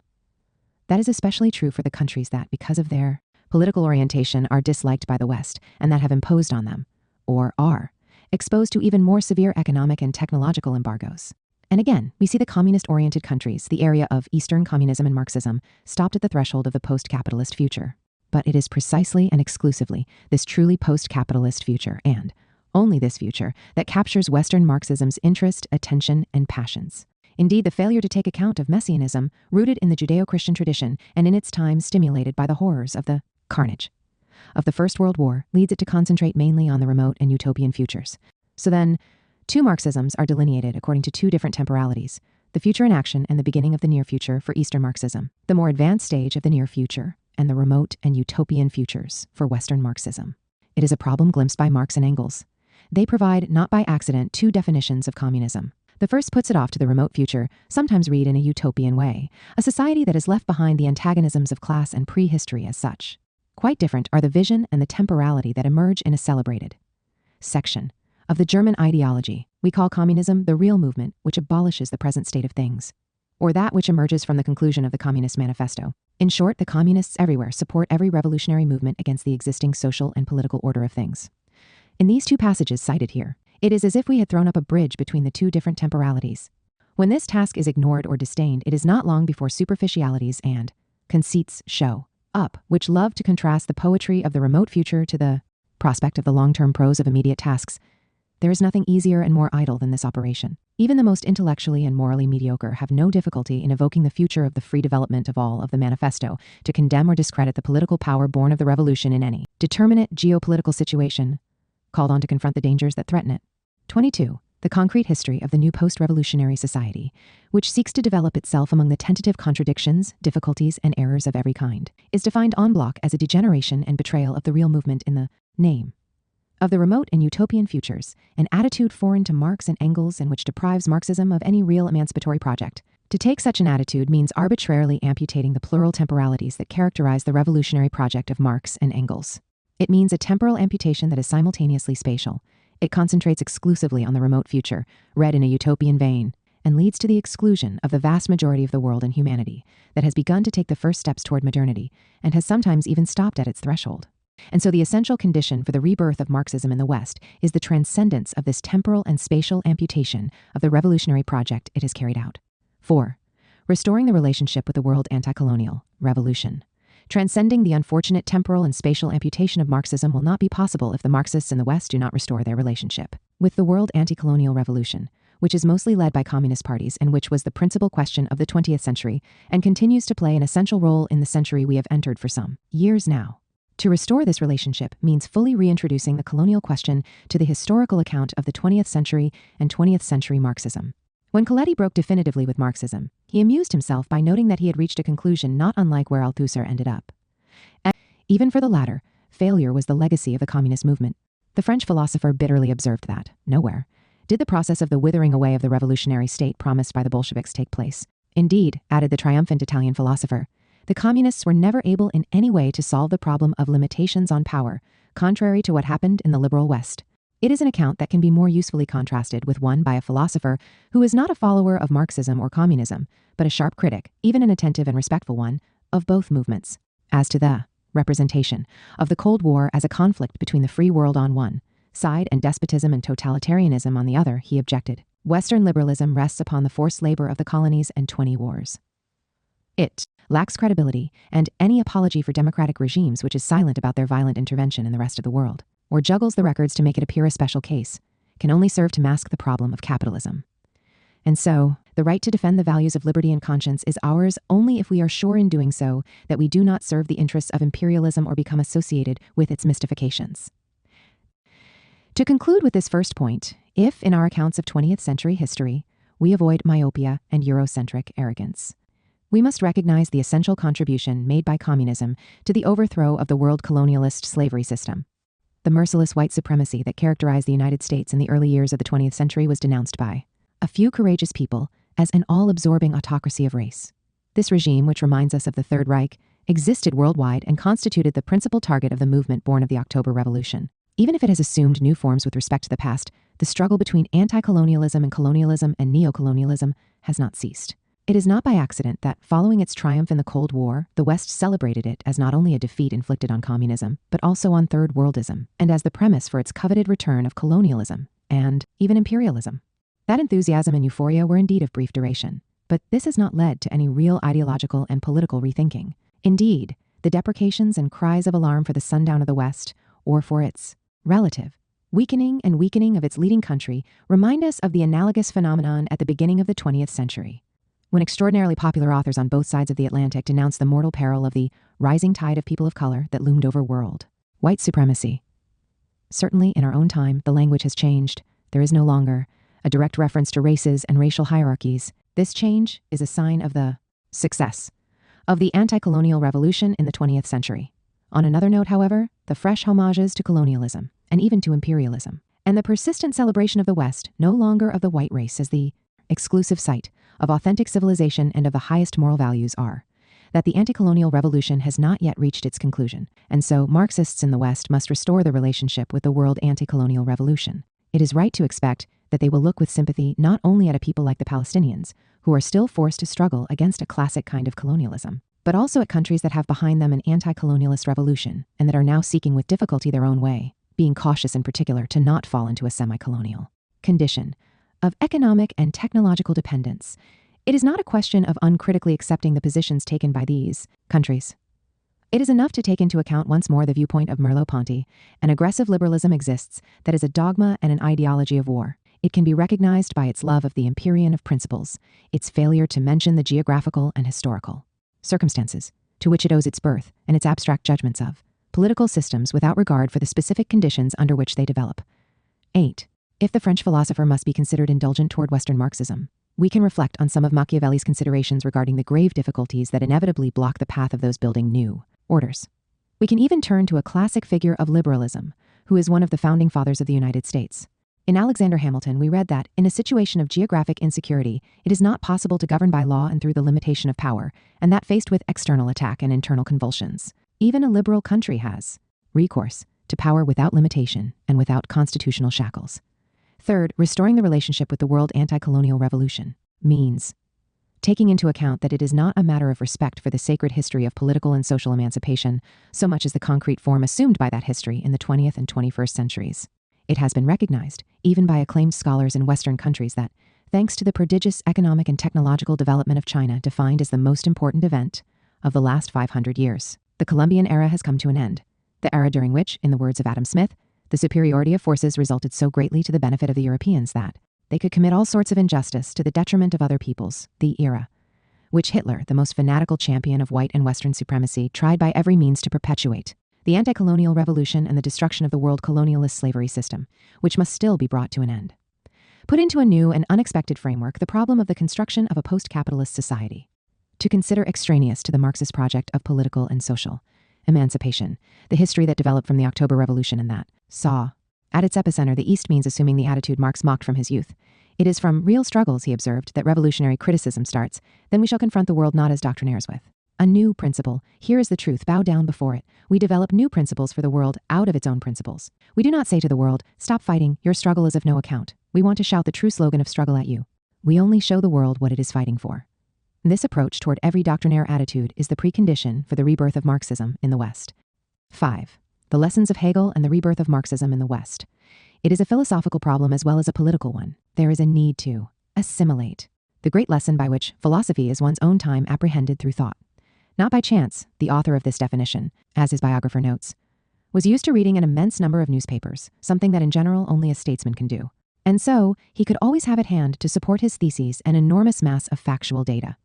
It is a testimony that sheds much light on the study of the great philosopher. In evidence are the classics of Philosophy and Ideas and German and international press clippings. The philosophical system is elaborated through an incessant confrontation with his own times. We accurately inquire into political events without ever flattening out their immediacy. We investigate the meaning of the logic and epistemology of that refer to the main actors of political struggle or that are implicit in their discourse. The single event is inserted into a long-term perspective. Constrained as he was to measure himself against the great texts of the philosophic tradition, his political passion, manifested by voracious newspaper reading, undergoes a process of decanting and gains historical and theoretical depth. Politics, logic, epistemology, and history all closely intersect. Marx's writing desk is no different, although Hegel stands out first among the classics. The fitting together of events with the impulse to connect them closely with theory and praxis impeded, however, the philosopher and revolutionary from elaborating a complete philosophical system of his own, and from completing that project, according to Engels, who reports that he worked long on a summary of dialectics, perhaps to revise Hegel's Science of Logic. 34 now. The thesis that to philosophize is to conceptually apprehend one's own. Time has acquired an additional meaning. Reading one's own time is no longer only a question of conceptualizing and structuring a rigorous categorical apparatus. It is also to identify the presence of a determinate historical moment, with its contradictions and its conflicts, also in the seemingly most abstract conceptualizations and philosophical systems. Western Marxism lost sight of these two theoretical moves, the birthplace of historical materialism. It, above all, in the last stages of its existence, rather than identify the steps taken in historical time, even in the apparently most abstract theoretical elaborations by great philosophers, sought with great zeal to cover them up. The nexus that connects Heidegger and Schmitt to the Third Reich is explicitly declared just as clearly. Nietzsche's theorization of slavery as the foundation of civilization harkens back to the stances of political and intellectual circles throughout the 19th century that opposed and criticized the abolition of black slavery in every way. Of course, situating an author in his time does not negate the theoretical excesses in his thought. Writing of Linguet, who in the 17th century called for the introduction of slavery in France as the intrinsic essence of work and the inevitable foundation of property and civilization, Marx has no difficulty clarifying his acuity and profundity. This did not mean he felt the need to immerse the French author in a bath to cleanse him of every political and ideological incrustation. 35 In this way, instead, Western Marxism proceeds. When facing the effort of historical research, it prefers the lazy arbitrariness of the hermeneutics of innocence. No better fate has befallen the second theoretical move of historical materialism, not so much the one that invites us to see the presence of historical times in even the most abstract ideas, as much as the one that imposes recourse to the concept and the effort of the concept to understand the most immediate events. We can begin by saying that the desks of the exponents of Western Marxism have often been quite different from those of Hegel and Marx. Presumably, in 1942, Horkheimer did not have an immense number of newspapers at his disposal, or maybe he did not have time or the desire to read them. He could express his disapproval and his indignation about the silence imposed by the leaders in Moscow on the idea of the withering away of the state only because he was badly informed about the real situation. The Wehrmacht was on the verge of accomplishing the goal of transforming the Soviet Union into an immense colony forced to furnish the Third Reich with an inexhaustible quantity of raw materials and slaves. Horkheimer lacked the essential elements of historical consciousness, so his conceptualization was vacuous, rather than a philosopher determined to conceive and promote a radical project for transforming the world. Starting from the contradictions and the conflicts of the present, he was a prophet who pined nostalgically or from love for a world that would be entirely new, one without any relationship to the gigantic conflict between emancipation and de-emancipation occurring at that moment. Only in this way can we understand Horkheimer's position, otherwise we must read him as a self-caricature or as proof of the comic effects resulting from a sense of being pushed to the extremes. We can reach an analogous conclusion if we read Empire by Hart and Negri. We have seen them announce the end of imperialism and the advent of perpetual and universal peace, cheerfully celebrating the triumphal conclusion of the war against Yugoslavia and the demonstrated ability of the West and its leading country to sovereignly wage wars in every corner of the world, while all-around journalists, ideologues, and celebrity philosophers explicitly rehabilitated colonialism and imperialism and invoked and legitimized in advance the wars needed to silence those that would dare to challenge the Pax Americana. Once more, we are forced to ask ourselves what newspapers were on Hart and Negri's desks when they proclaimed the utopia of a world without war. Marcuse is a particularly interesting case. We have seen him make clear, with precision, why a still underdeveloped country that seeks to escape colonial subjection needs a strong state economically and politically, but subjective. Hopes and aspirations end up overwhelming analytical lucidity. Marcuse's size, quantitative change would still have to turn into qualitative change, into the disappearance of the state.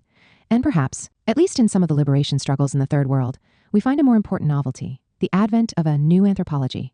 To give wing to such emphatic hopes, confessed the philosopher, not without some hesitation, was some vague news. That was at first sight of little relevance. It was. A small item that I read in a report about North Vietnam, and that had an effect on me since I am an absolutely incurable and sentimental romantic.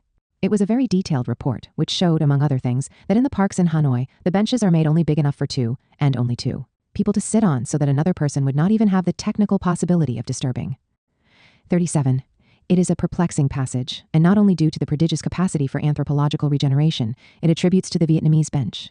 Did it really make sense to go looking for a new anthropology of undisturbed lovers in park benches respectful of intimacy in a country exposed to massive bombardment by the U.S. Air Force? Once again, the prophet takes over from the philosopher.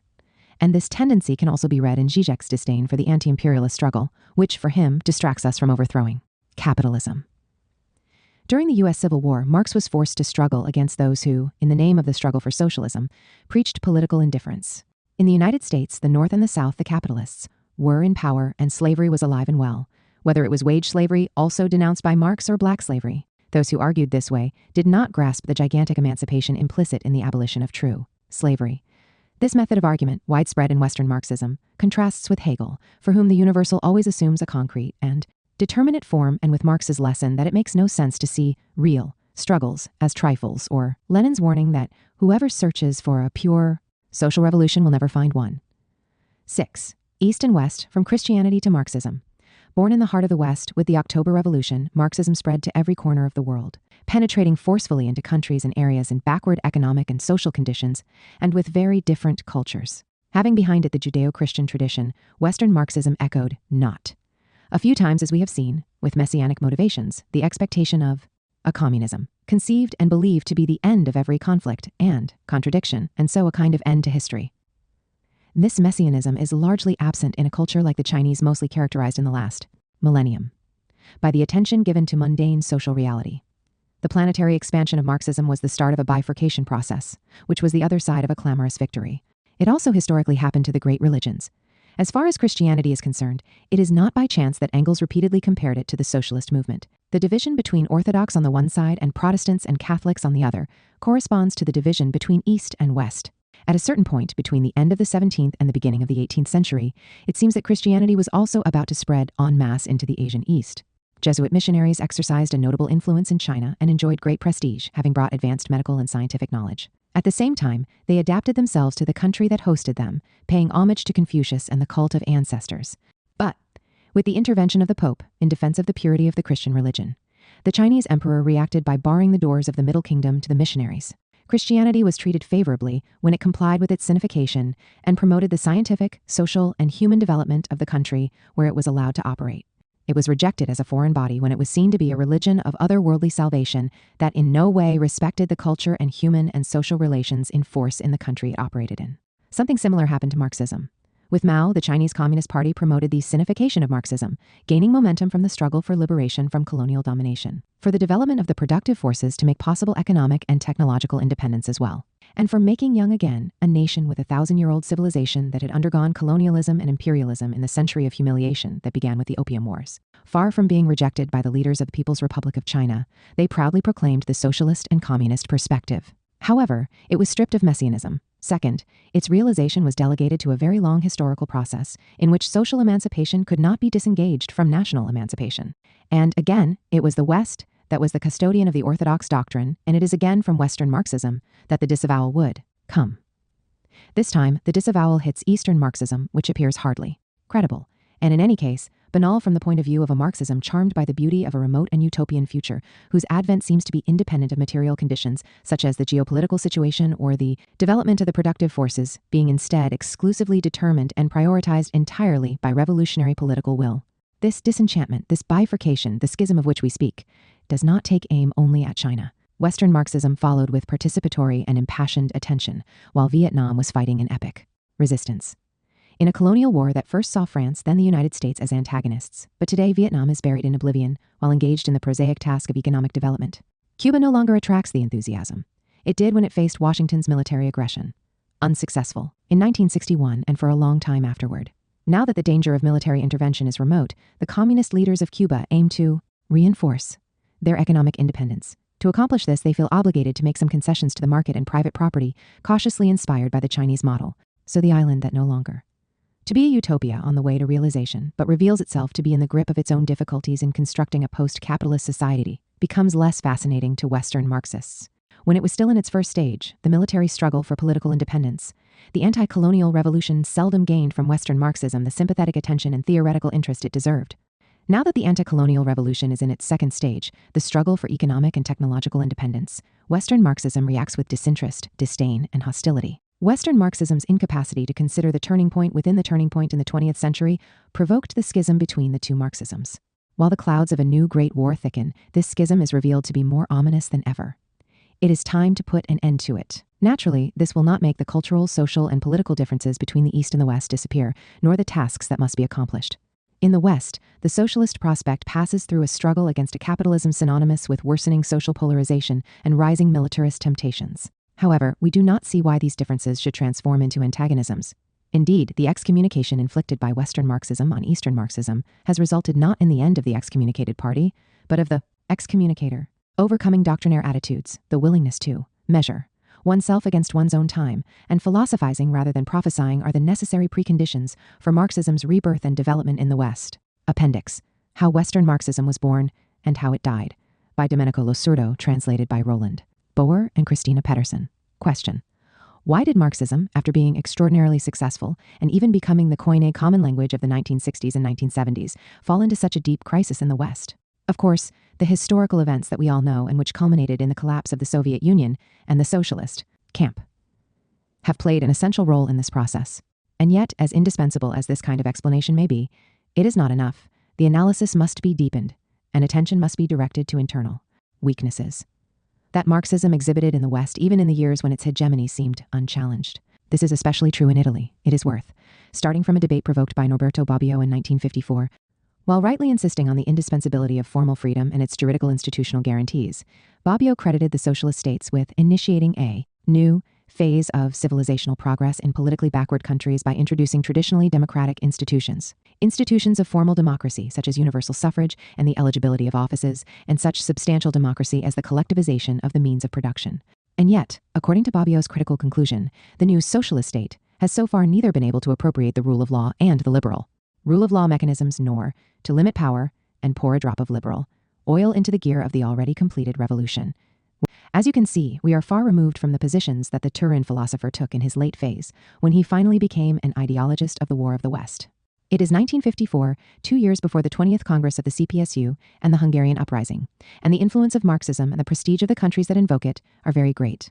For Bobbio, in addition to the formal, there is also a substantial democracy, and by this, he makes a judgment on socialist countries that is clearly not negative, even with regard to formal democracy.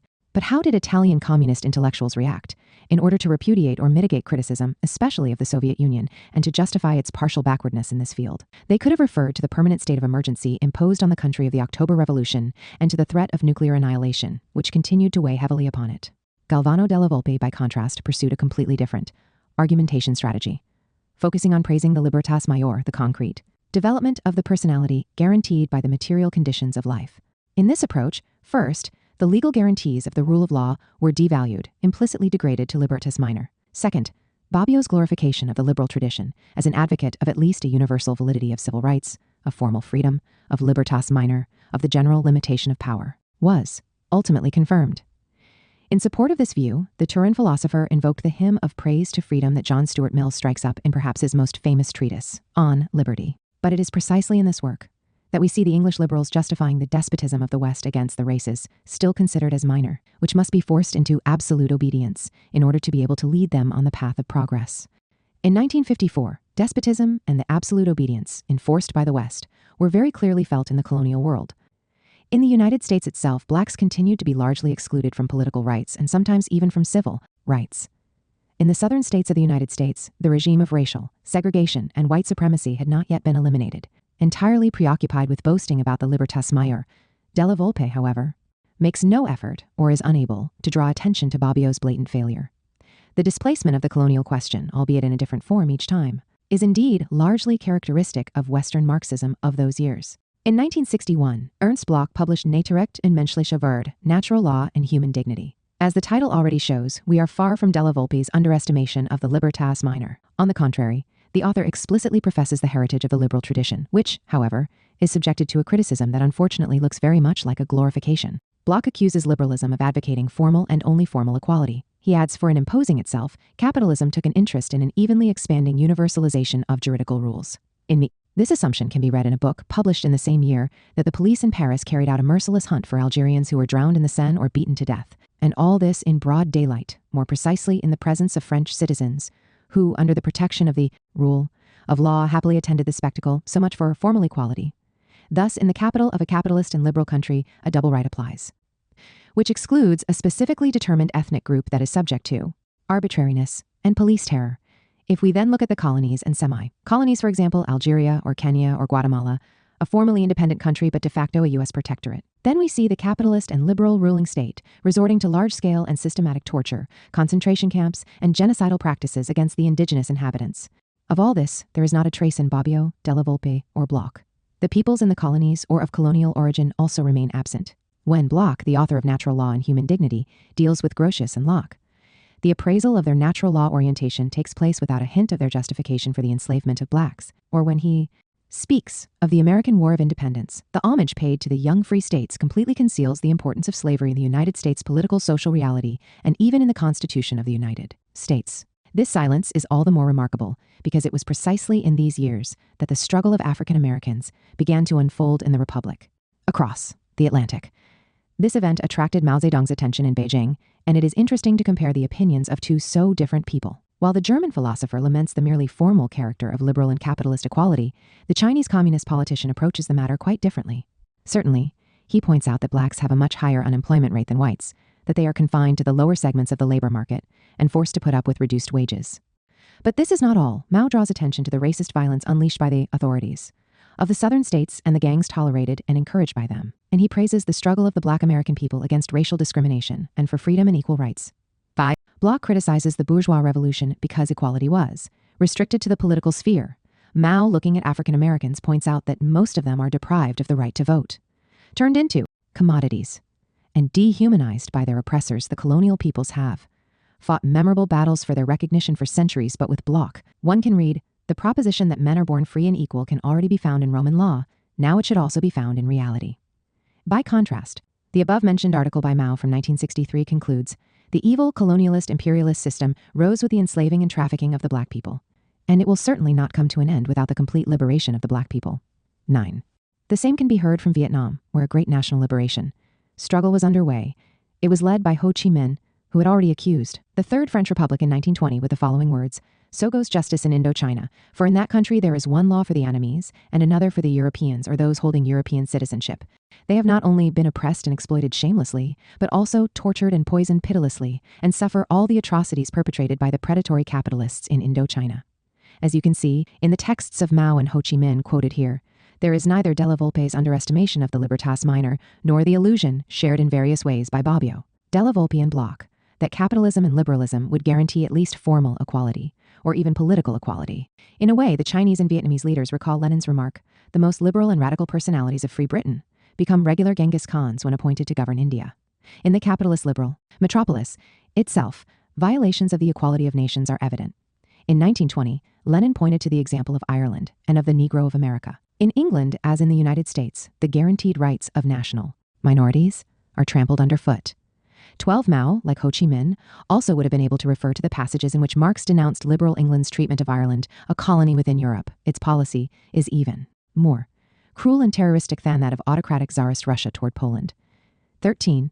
As one can see, Eastern Marxism is understandably far more interested in denouncing the crude exclusion clauses from liberal freedom than Western Marxism.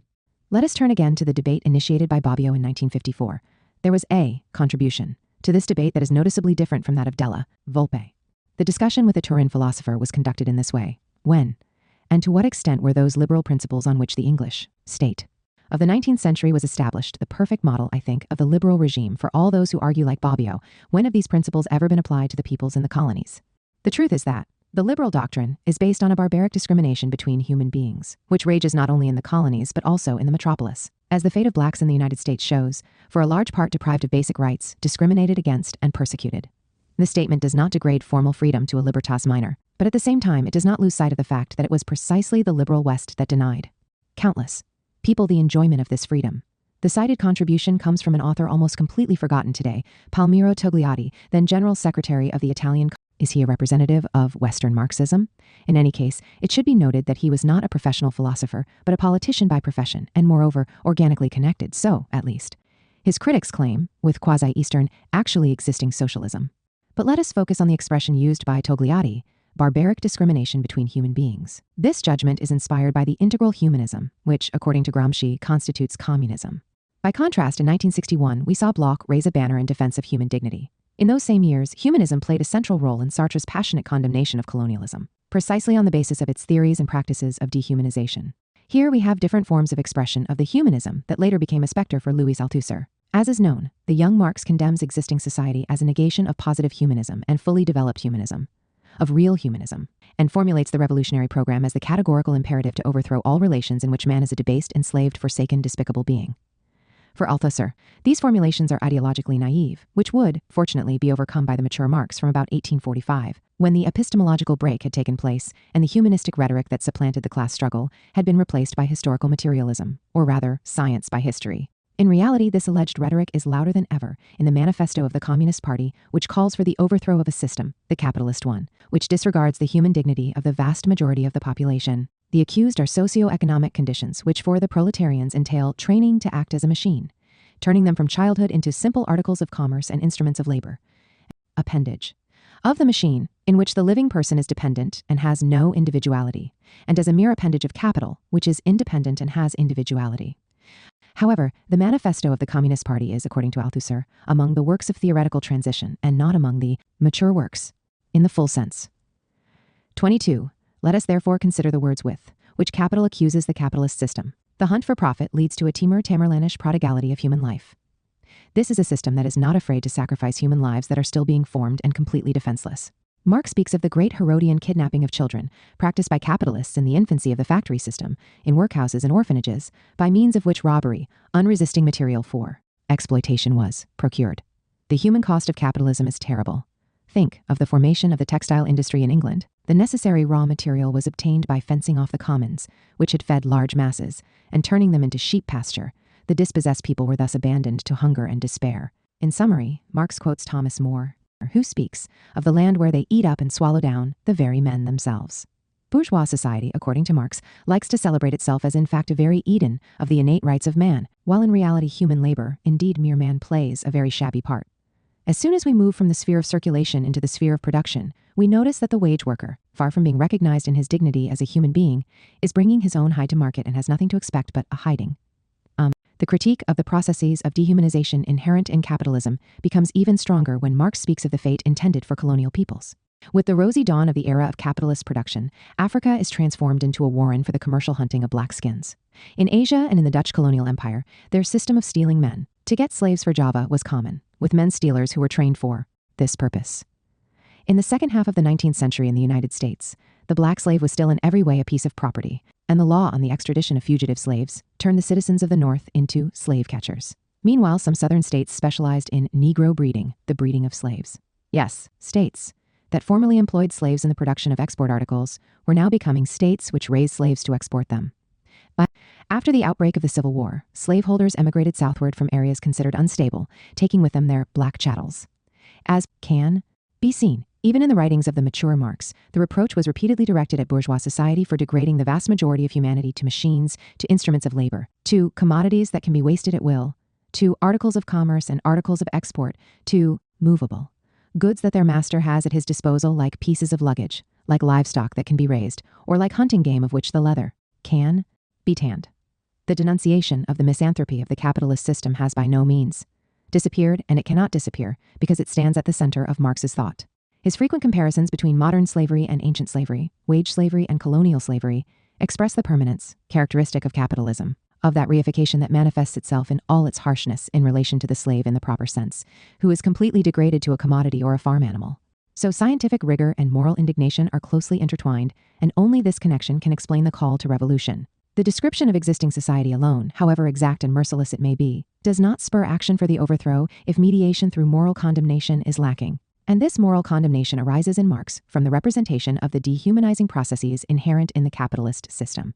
From there, the realization of a new order is perceived as a categorical imperative in Marx's youthful writings and in those of his maturity.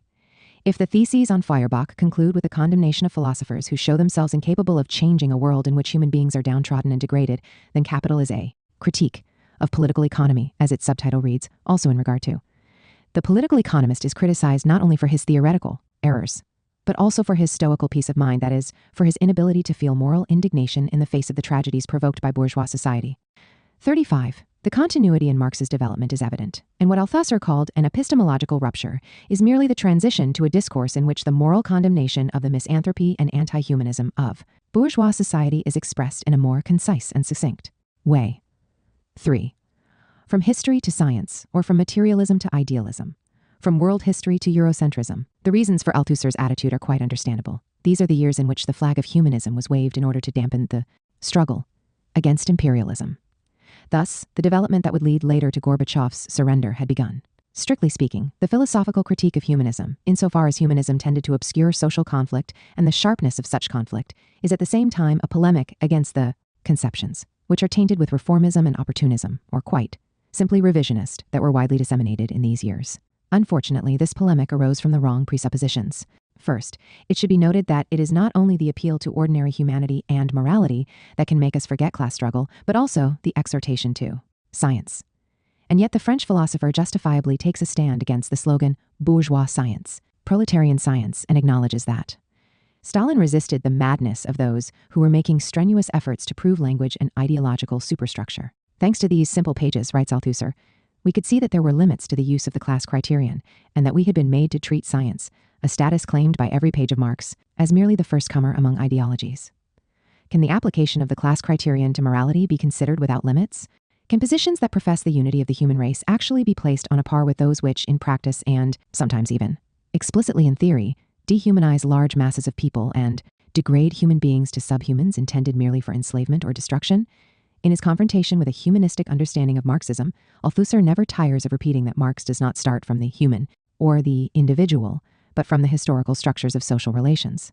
But oddly enough, he takes the concept of human or individual for granted. Here, reference may be made to Nietzsche, who condemned the Paris Commune as the work of a barbaric slave state unleashed in the name of human dignity and the dignity of human labor, and then condemns socialism as a simple means of agitation employed by individuals. He opposed the idea that many people are persons, most, however, are not persons, but rather mere bearers and transmission instruments.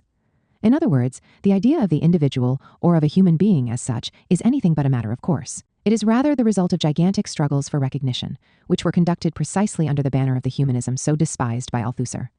This point already applies to the wage workers in the metropolis, who have been dehumanized by the liberal tradition often enough into working tools, two-footed machines, working animals, and it applies especially to the colonial peoples. There is no point in opposing the historical structure of social relations to the idea of the human being or the individual as such, because this idea presupposes radical political and social changes. When Althusser emphasizes that humanism is ultimately bourgeois, he argues analogously to Bloch, in one case as in the other. Bourgeois society is accused of adhering only to formal equality, and the formal inequalities and the associated profound processes that characterize capitalism are repressed.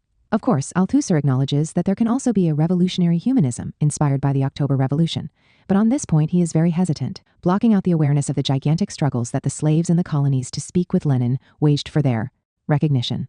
This is all the more true since Althusser's theory of Marx represents only one chapter of the history of scientific thought. Before Marx, two continents only had been opened up to scientific knowledge by sustained epistemological breaks: the continent of mathematics with the Greeks, and the continent of physics by Galileo and his successors. This approach of necessity has two significant consequences. 1. Marx insisted many times that his theory was the theoretical expression of a real movement. Now, however, the real movement is to be regarded as the product, to speak in Althusser's terms, of an epistemological rupture, or to speak in Della Volpe's terms, of a scientific method that heeds the teaching of Galileo, and before that, of Aristotle, as a critic of Plato. We are thus witnessing an idealist distortion of historical materialism, which is now understood as the result of the genius of a single individual who set out to discover a new continent. After repeatedly accusing humanism of disguising class struggle, it is precisely Althusser who makes class struggle disappear behind the theoretical elaboration of historical materialism.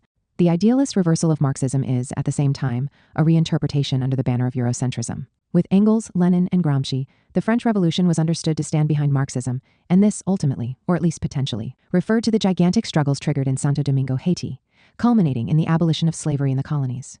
With Althusser, however, the elaboration of historical materialism becomes a chapter of a history that takes place exclusively in the West. 4.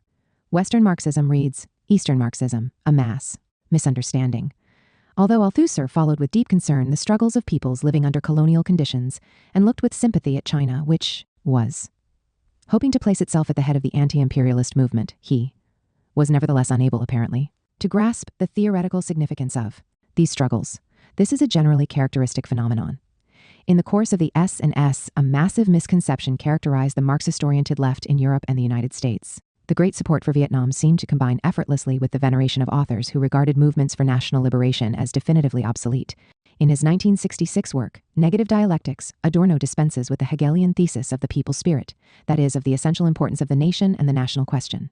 It is reactionary and retrograde, in view of the Kantian generality of his period, of visible humanity. It is affected by nationalism and is in the epoch of telluric conflicts and the potential of a telluric arrangement of the world utterly provincial. Worse still, nationalism is a cult devoted to a fetish, a collective subject, the nation, in which more completely the subjects disappear, without a trace. This position subsequently delegitimized the war waged by the Algerian National Liberation Front, by a people and a country that was undoubtedly more provincial, backward, and less cosmopolitan than the France against which they had risen. In any case, it became impossible for Adorno to comprehend the great struggles unfolding right before his eyes, starting with the National Liberation Front of Vietnam. Let us consider how Eastern Marxism argues in relation to this issue. 3 years after the appearance of Negative Dialectics, Ho Chi Minh died. In his last testament, he calls his compatriots to patriotic struggle and to a commitment to national salvation. He then draws the following personal balance sheet. All my life, I have served the fatherland, the revolution, and the people with all my heart and strength. Already in 1960, on the occasion of his 70th birthday, the Vietnamese leader recalled his intellectual and political development as follows. At first, it was patriotism, not yet communism, which led me to have confidence in Lenin, in the Third International. Strong emotions were aroused above all by the appeals and documents that supported and promoted the liberation struggle of the colonial peoples, and emphasized their right to constitute themselves as independent states. In response to Lenin's theses on the national and colonial questions, Ho Chi Minh writes, "What emotion, enthusiasm, enlightenment, and confidence they communicated to me. I wept for joy." As for Mao Zedong, one need only think of his declaration of 1949 on the eve of the founding of the People's Republic of China. Ours will no longer be a nation subject to insult and humiliation. We have stood up. The era in which the Chinese people were considered uncivilized is now ended. 6. The attitudes of the two great revolutionaries can easily be understood. They base themselves on Lenin, who characterized imperialism as follows. It is a system in which some alleged model nation grants itself the exclusive privilege of forming a state, which they deny to the peoples of the colonies. Indeed, a few chosen nations want to create their own prosperity by plundering and dominating the rest of humanity. In addition to economic plunder and political oppression, the hierarchization of nations is also characteristic of imperialism. The exploited and oppressed peoples are simultaneously branded as incapable of governing themselves and of constituting themselves as a state.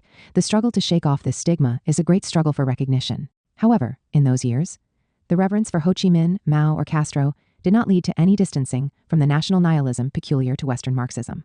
Not even Sartre was able to resist national nihilism despite his strong commitment to the fight against colonialism. As a central chapter of his critique of dialectical reason shows, 49 for Sartre, the various human conflicts ultimately arise from scarcity, rarete. The result of this approach is devastating, to the extent that the situation of scarcity causes a struggle. For life and death, it ultimately justifies in a certain way those responsible. For oppression, they now appear as protagonists of a tragic struggle for survival, which fatefully imposes itself on the present and can be ended in the future only by an extraordinary development of the productive forces. Vice versa, the oppressed seem to be driven only by the desire to escape unbearable living conditions.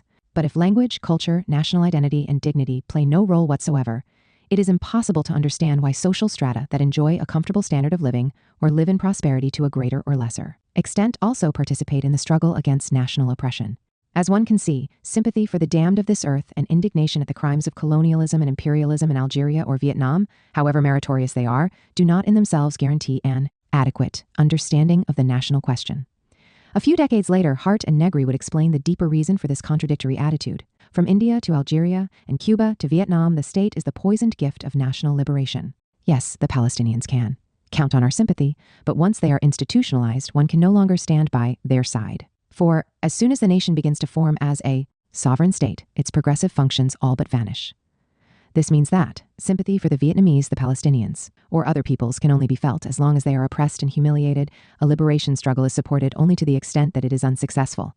The defeat or futility of a revolutionary movement is a prerequisite for the rebel to be able to boast and enjoy his rebelliousness as a rebel who is under no circumstances willing to engage with the dirty work of institutionalized power.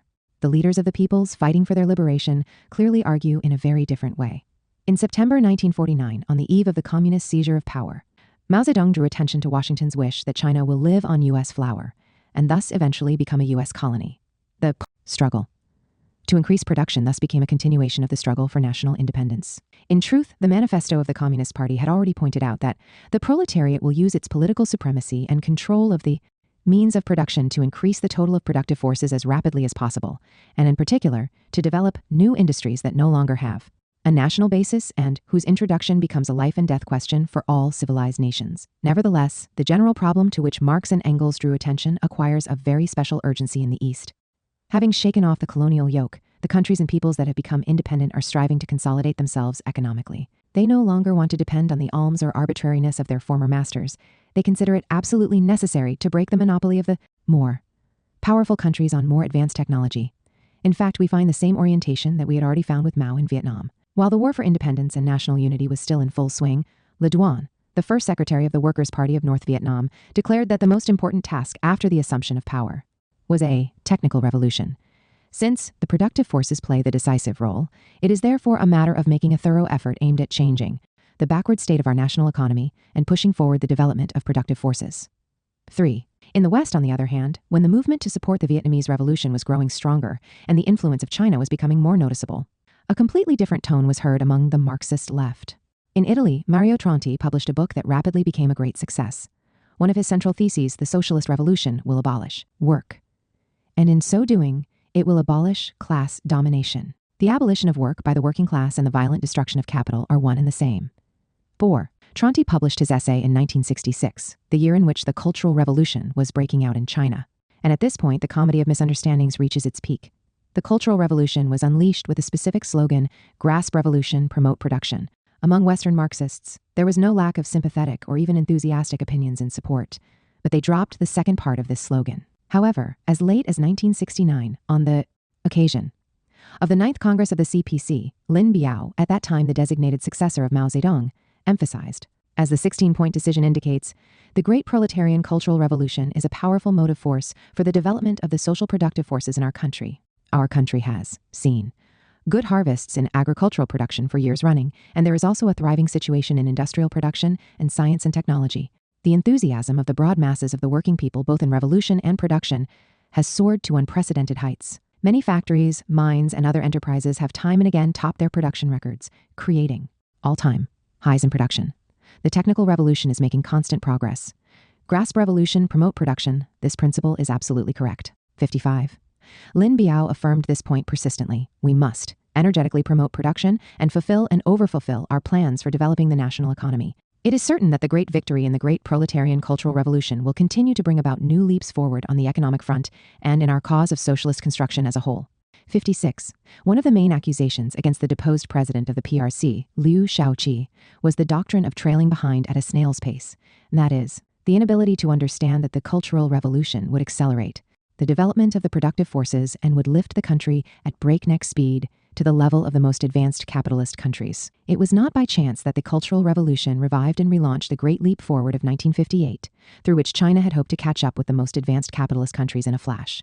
We should not forget that as early as 1937, Mao's essay On Practice had taken up a motif from the manifesto of the Communist Party, emphasizing the central importance of activity in material production and the development of productive forces, with the aim of increasing not only social wealth but also human knowledge. Indeed, small scale of production limited man's outlook, and because of this educational function, the activity of material production will not disappear even in a classless society in communism.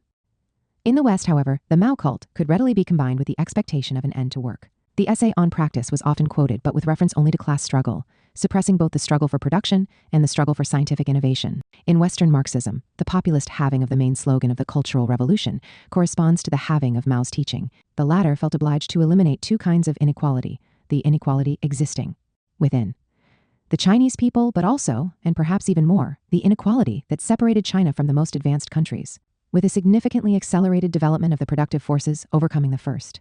Contradiction also would have made possible the overcoming of the second. Thus, China was to rise once and for all, and the long struggle for recognition, which the oppression and humiliation of imperialism had made necessary, was to be crowned with complete success. But in the West, the Cultural Revolution was distorted to become the sum total of Mao's teaching and work, and the Chinese Revolution in its entirety was reduced to a slogan, "It is right to rebel." The Great Revolutionary, already cut in half as outlined above, was now reinterpreted as an anarchist. Although anarchism had been defeated with much effort, during the time of the Second International, it loudly returned in the movement of 1968. 5. From Foucault to Negri, the increasing transfiguration of empire. In this intellectual and political climate, Marxist-oriented culture began to be beguiled and overwhelmed by authors and schools of thought that should at the time have been viewed with some critical distance. Endowed from the very beginning with Althusser's blessing, 59 Foucault advanced with his analysis of the pervasiveness or omnipresence of power, not only in institutions and social relations, but also in mental dispositions. Foucault's discourse was spellbinding because of its radicalism, therefore making it possible to account for the power and idiocracy in really existing socialism, whose crisis was becoming more and more apparent. In reality, this radicalism is not merely an apparent one, but even turns into its opposite. The gesture of condemning any relationship of power, or rather any kind of power, whether in society or in the discourse about society, makes that determinate negation, the negation of a particular content, which in Hegelian terms is the prerequisite for a real transformation of society and, thus the prerequisite for the Revolution 60, very problematic or even impossible. Moreover, this effort to expose and demystify domination in all its forms shows surprising gaps precisely where domination manifests itself in all its brutality. Almost no attention is paid to colonial rule. When Jean-Paul Sartre initiated a protest in Paris against the massacre of Algerians, Foucault's friend Pierre Boulez took part, but Foucault himself did not participate. In general, the struggle against torture and the brutal repression with which the rulers tried to suppress the national liberation struggle plays no role whatsoever in Foucault's thought. As has rightly been noted, his criticism of power remains focused on Europe. Even more, colonialism and colonial ideology are largely absent from the history that Foucault draws of the modern and contemporary world. Thus, for Foucault, at the end of the 19th century, we see the appearance of what might be called a state racism, and only the dawn of the Third Reich heralds the emergence of an absolutely racist state.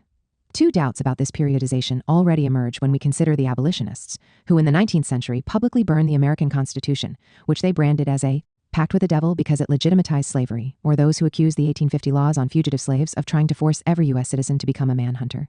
Those liable to prosecution were not only those who tried to hide or help a black person pursued by his legitimate owners, but also those who did not participate in the capture. 63. To partially excuse Foucault, it might be argued that he did not know about this chapter of history. But then he might at least have read Marx's comment on the fugitive slave laws. To play the part of slave catchers for the Southern slaveholders appeared to be the constitutional calling of the North. In any case, we are not dealing here with racism that is manifested only at the level of civil society. The racial identity of a person is decided on the basis of explicit juridical and constitutional norms concerning a person's social position and his fate. As far as the United States is concerned, before the War of Secession, its racial state character was even more pronounced than that of the Third Reich. According to the Nuremberg laws, while the definition of a Jew included the affiliation of one or another ancestor to the Jewish religious community, in the United States religion played no role in defining who was black. The only decisive factor was blood, the one-drop rule.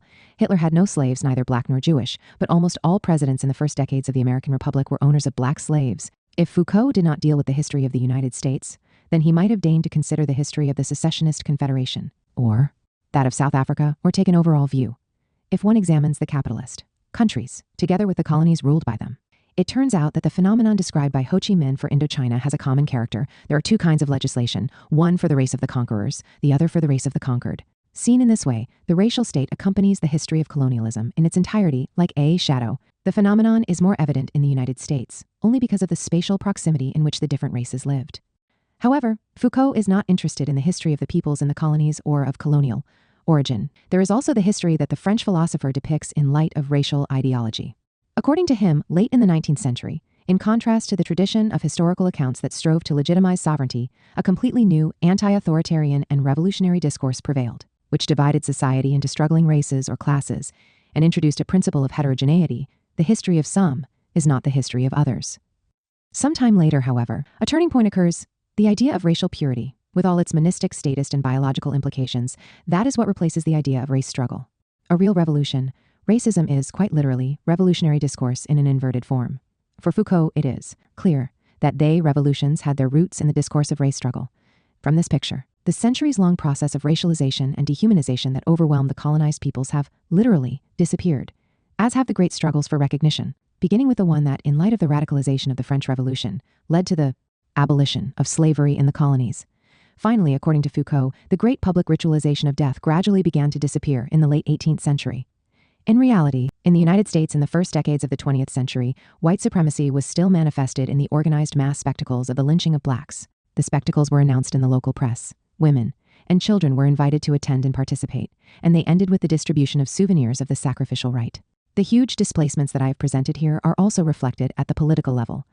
When Foucault delivered the series of lectures under examination, here at the Collège de France in 1975-1976, the apartheid regime of racist South Africa was still very much alive. And about 10 years earlier, Hannah Arendt had drawn attention to the prohibition of marriages between partners of different races and other provisions of a similar nature that continued to apply in Israel, in paradoxical analogy with the infamous Nuremberg laws of 1935.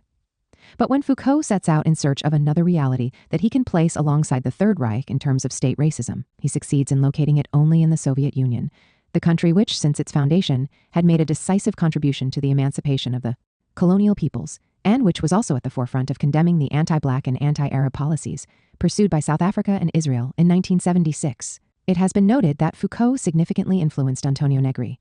Indeed. Today, distinguished American scholars describe the history of their country as that of a Herrenvolk democracy, that is, a democracy that applies only to the Herrenvolk. The use of Hitler's language is significant and has not hesitated to enslave blacks and wipe out the Redskins from the face of the earth. The book Empire, by contrast, speaks wistfully of an American democracy that breaks with the transcendent idea of power characteristic of the European tradition. 69, but the apologia does not end here. Take a figure. As central to the history of U.S. imperialism as Woodrow Wilson, as he begins his career, Ku Klux Klan thugs are attacking blacks in his home in the South. But the future president takes up his pen to write an indictment of the victims in an article in the Atlantic Monthly of January 1901. The Negroes are excited by a freedom they do not understand, are insolent and aggressive, sick of work, covetous of pleasure. In any case, the sudden and absolute emancipation of the Negroes was a catastrophe. It had led to a very perilous situation, which Southern legislatures, that is, the whites, had to face with extraordinary steps. Lynchings and terror. 70. Wilson will always remain faithful to this ideological political platform, under the sign of white supremacy on a national and international level. In this context belongs the heavy cudgel with which Latin America was threatened and chastised. Nor should we forget that even relations with European allies were often characterized by an ungracious realpolitik. It is no coincidence that the young Wilson even attracted Bismarck's attention. 71. All this did not prevent the U.S. president from intervening in the First World War in the name of the universal democratic mission of the United States. It was a holy war, the holiest of all wars, a transcendent enterprise whose protagonists are the American Crusaders. This unique combination of realpolitik and the idea of a religious mission, sealed by a privileged and direct relationship with the Lord, provoked the biting irony of Freud. 2. But it makes recourse to an iron fist against a pacifist opposition all the easier. The repression in the United States was far harsher than that carried out at the same time in Wilhelmine, Germany. It is not by chance that this repression aroused the admiration of Mussolini, who was just then hurrying along the path that would lead him to squadrismo and fascism. In Negri and Hart, however, we read that Wilson is characterized by an internationalist ideology of peace, far from the traditional European-style imperialist ideology. The ideologues of Manifest Destiny have always insisted on the moral and political primacy of the United States on its exceptionalism, that it was to be the only island of freedom in an infinite ocean of despotism. The argument of empire is not dissimilar. At this point, I would like to suggest a type of intellectual experiment, or, if you will, a game. We will compare two quotations. They come from two noticeably different authors, but they both try to contrast the United States against Europe in a positive way.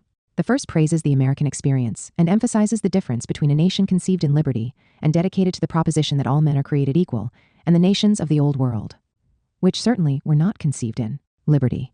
15, and now the second. Was not American democracy, in fact, founded on the democracy of Exodus, on affirmative and non-dialectical values, and on pluralism and freedom?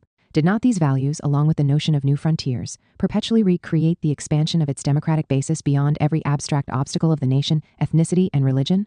When Hannah Arendt claimed the American Revolution to be superior to the French because the American was an unlimited search for political freedom and the French a limited struggle over scarcity and inequality, she not only celebrated an ideal of freedom that Europeans no longer knew, but also reterritorialized in the United States. Which of the two passages quoted here is more apologetic? It is difficult to say, even if the second sounds more inspirational and lyrical. The second, of course, comes from the pen of Negri and Hart, while the first comes from Leo Strauss, the leading ideologue of American neoconservatism. Marx's observation concerning Bakunin comes to mind. For all his antistatist radicalism, Bakunin ultimately spares England the genuine capitalist state, the true apex of bourgeois society in Europe. The anarchism of our day goes even further than Bakunin in sparing the country that, in the eyes of a broad and growing worldwide opinion, has become, not only with capitalism but also with militarism and imperialism, a country that also embodies for prominent U.S. historians of a liberal tendency a completely different exceptionalism than that invented by Strauss, Negri, and Hart. Only in the United States was there a stable and direct connection between the ownership of slaves and political power. Only in the United States did slaveholders play a central role in the formation of the state and the creation of representative bodies. 78. At the time, Sartre denounced that super-European monstrosity, North America. Empire, on the other hand, not only positively opposes the United States to Europe, but also supports Arendt's thesis of the clear superiority of the American Revolution over the French. In this black and white confrontation, of course, the deportation and decimation of the Redskins, and the enslavement of the blacks, powerfully driven by the former revolution and abolished by the latter revolution, play no role. Hart and Negri take no notice of the fact that Arendt had also dragged Marx into the dock together with Jacobinism. Marx as the author of the politically most pernicious doctrine of the modern age, as the person responsible for an actual surrender of freedom to necessity. The latter had been influenced by his teacher in revolution, Robespierre, and in turn had perniciously influenced his greatest disciple, Lenin, and consequently Hart and Negri, together with the unconditional condemnation of the two revolutions, the French and the Russian, that called into question the world system of slavery and colonial oppression. Tacitly approve of the liquidation of the philosopher who, when he condemns wage slavery in the metropolis, repeatedly refers, sometimes explicitly, sometimes implicitly, to slavery in the true sense of the word in the colonies. This constitutes the self-liquidation of Western Marxism. At this point, the earlier distinction or opposition between Western Marxism and Eastern Marxism formulated by Perry Anderson needs to be re-examined. First and foremost, it is important to examine the different, in which one and the other had to act. Let us begin from 1917. In the West, Marxism was schooled primarily in condemning the destructive consequences, the slaughter and the burying of democracy, of inter-imperialist rivalry and war, while in the East, the October Revolution found an extraordinary echo, thanks to the call to the slaves in the colonies to break the chains of oppression and national humiliation. In the West, the nation-state was the bloodthirsty Moloch that sacrificed millions of people to the greed for power and the interests of big business. In the East, it was a question of shaking off the colonial yoke and putting an end to the genocidal and enslaving practices used by the great capitalist powers against the barbarians. In the two zones into which the world was divided, imperialism was experienced in different ways. There is no contradiction, but rather a full convergence between these two aspects. But have Western and Eastern Marxism ever met? Has the first ever really grasped the second? Another consideration, since the initial difficulties and tragedies of the system that emerged from the October Revolution became apparent, but especially since the crisis of real socialism became clear. The split between Eastern and Western Marxists has led to the fact that Marxists in power and Marxists in opposition, the latter increasingly focusing on critical theory, deconstruction, and also the condemnation of power and of power relations in general, are alien to each other. And so, Western Marxism was born, which increasingly understood its distance from power as a favorable condition for the rediscovery of an authentic Marxism that was no longer reduced to a state ideology. But does this proud and perhaps arrogant self-confidence have a real basis? There is another, often forgotten side of the coin. It could be said that Eastern Marxism was in a more favorable situation for understanding and appropriating an essential thesis of Marx. The profound hypocrisy and inherent barbarism of bourgeois civilization lies unveiled before our eyes, turning from its home, where it assumes respectable forms, to the colonies, where it goes naked. Western Marxism, on the other hand, has dealt almost exclusively with the respectable forms of bourgeois capitalist rule. If, however, the fate intended above all for the peoples in the colonies and of colonial origin is lost sight of, then the absolutely necessary criticism of real socialism results in banal liberal apologetics and in an undifferentiated liquidation of the history of communism of the 20th century. The development of Lucio Coletti, pupil of Della Volpe, is illuminating, but no less significant is the conduct of two authors who are still considered leading figures, speaking of Stalin's Soviet Union, but implicitly of all countries that had to bow to the logic of socialism in one country. Hart and Negri write, "It is a tragic irony that nationalist socialism in Europe came to resemble national socialism, because the abstract machine of national sovereignty is at the heart of both. In this reckless historical balance, the colonial or semi-colonial peoples continue to play no role. Here, two countries are calmly placed side by side and on an equal footing, the first of which has given a powerful impulse to the process of decolonization, while the second set out to inherit and radicalize the colonial tradition, even considering it to be applicable to Eastern Europe. If we consider the colonial world, the historical balance of the 20th century looks very different from what the ruling ideology would prefer, and so also, today, the veterans of Western Marxism, if we focus exclusively on formal democracy, that is, on the rule of law and the classical freedoms of the liberal tradition. It must be said that the societies that emerged from the October Revolution went into a tailspin and eventually eliminated any form of democracy. And yet, at the time, they stimulated the desire for democracy and emancipation, for recognition. They stimulated the demands of the peoples in the colonies or on the periphery of the capitalist metropolis. In the case of colonies or semi-colonies, it was precisely the bourgeois democratic metropolis that stifled democratic claims with blood. The Soviet Union and the socialist camp also exerted a positive influence with regard to a population of colonial origin in the heart of the capitalist metropolis itself, African Americans. They were oppressed by a regime of terrorist white supremacy when the October Revolution broke out. But from then on, a new unrest spread among the blacks, and without being intimidated by the witch hunts, they declared, if to fight for one's rights is to be Bolshevists, then we are Bolshevists, and let them make the most of it. To take a leap of 15 years into the most tragic period of Soviet history, the collectivization of agriculture, imposed mainly from above and from outside, led to the spread of the gulags on a large scale, and the Great Terror was looming on the horizon. But it is interesting to see how the country that emerged from the October Revolution continued to be perceived by African Americans. Thanks to the activity of the Communist Party of the United States, they were beginning to acquire something that the white supremacist regime had stubbornly denied them: a culture that goes far beyond the elementary education traditionally given to those who were destined to do servile work in the service of the master race.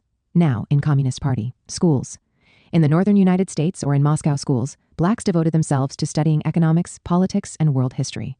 They also used these disciplines to understand why they had been dealt such a harsh fate in a country that considers itself the refuge of freedom. Among those who attended such schools, a profound change was taking place. Their insolence, reprimanded by the regime of white supremacy, is, in reality, their previously suppressed and downtrodden self-esteem. A black woman delegate at the International Congress of Women Against War and Fascism held in Paris in 1934 was extremely impressed by the relations of equality and fraternity that emerged. Regardless of the differences of language and race, in this initiative promoted by the communists, it was heaven on earth. Those who managed to get to Moscow, observed a contemporary U.S. historian, experienced a sense of freedom unheard of in the South. A black man fell in love with a white Soviet citizen and married her, although he could not take her with him when he returned home, knowing full well what fate awaited those in the South who were guilty of miscegenation and racial degeneration. And yet, even where the regime of white supremacy raged, a new climate was spreading. The Soviet Union, and Stalin especially, were looked upon with hope as the new Lincoln, who this time would put a complete end to the enslavement of blacks, the oppression, the brutalization, the humiliation, the violence, and the lynchings that they were continuing to suffer. 86. These hopes were not completely disappointed. Let us think of the times when an element of a regime of white supremacy comes to an end and the circumstances in which this happens. In December 1952, the U.S. Attorney General addressed a revealing letter to the Supreme Court, urging it to deal with the question of integration in the public schools. Racial discrimination furnishes grist for the communist propaganda mills, and it raises doubt even among friendly nations as to the intensity of our devotion to the democratic faith. Washington, observes the U.S. historian who has reconstructed this story, ran the risk of alienating the colored races not only in the East and the Third World, but in the very heart of the United States. Even there, communist propaganda met with considerable success in its attempt to win blacks to the revolutionary cause, making them lose faith in American institutions. There is no doubt that concern for the objective challenge posed by Stalin's USSR and the influence it exerted on the peoples in the colonies and of colonial origin played an essential role in this event. Thus, Eastern Marxism, unlike much of the Western variety, understood how to illuminate the colonial barbarities of capitalism very well. This is not all. Remember that Lenin praised as excellent the formulation of Hegel's logic, according to which the universal must comprise itself in the wealth of the particular. True to this approach, personalities such as Lenin, Ho Chi Minh, Mao, and Castro never constructed a contradiction between patriotism and internationalism, but have always seen in the liberation struggle of oppressed nations an essential moment in the path of internationalism and universalism, of what Gramsci calls integral humanism. Not so, however, Western Marxism. On the one hand, think of Althusser in particular, the categories humanity, people, and nation were eyed with suspicion, as if they were a betrayal of the class struggle, an attitude of superstitious purism that forgets that the categories socialism, revolution, and working class can also be turned in a conservative and even reactionary direction. The example of the National Socialist German Workers' Party of unfortunate memory may suffice here. Althusser's concern can be countered with a forceful statement by Mao. National struggle, in the final analysis, is a question of class struggle.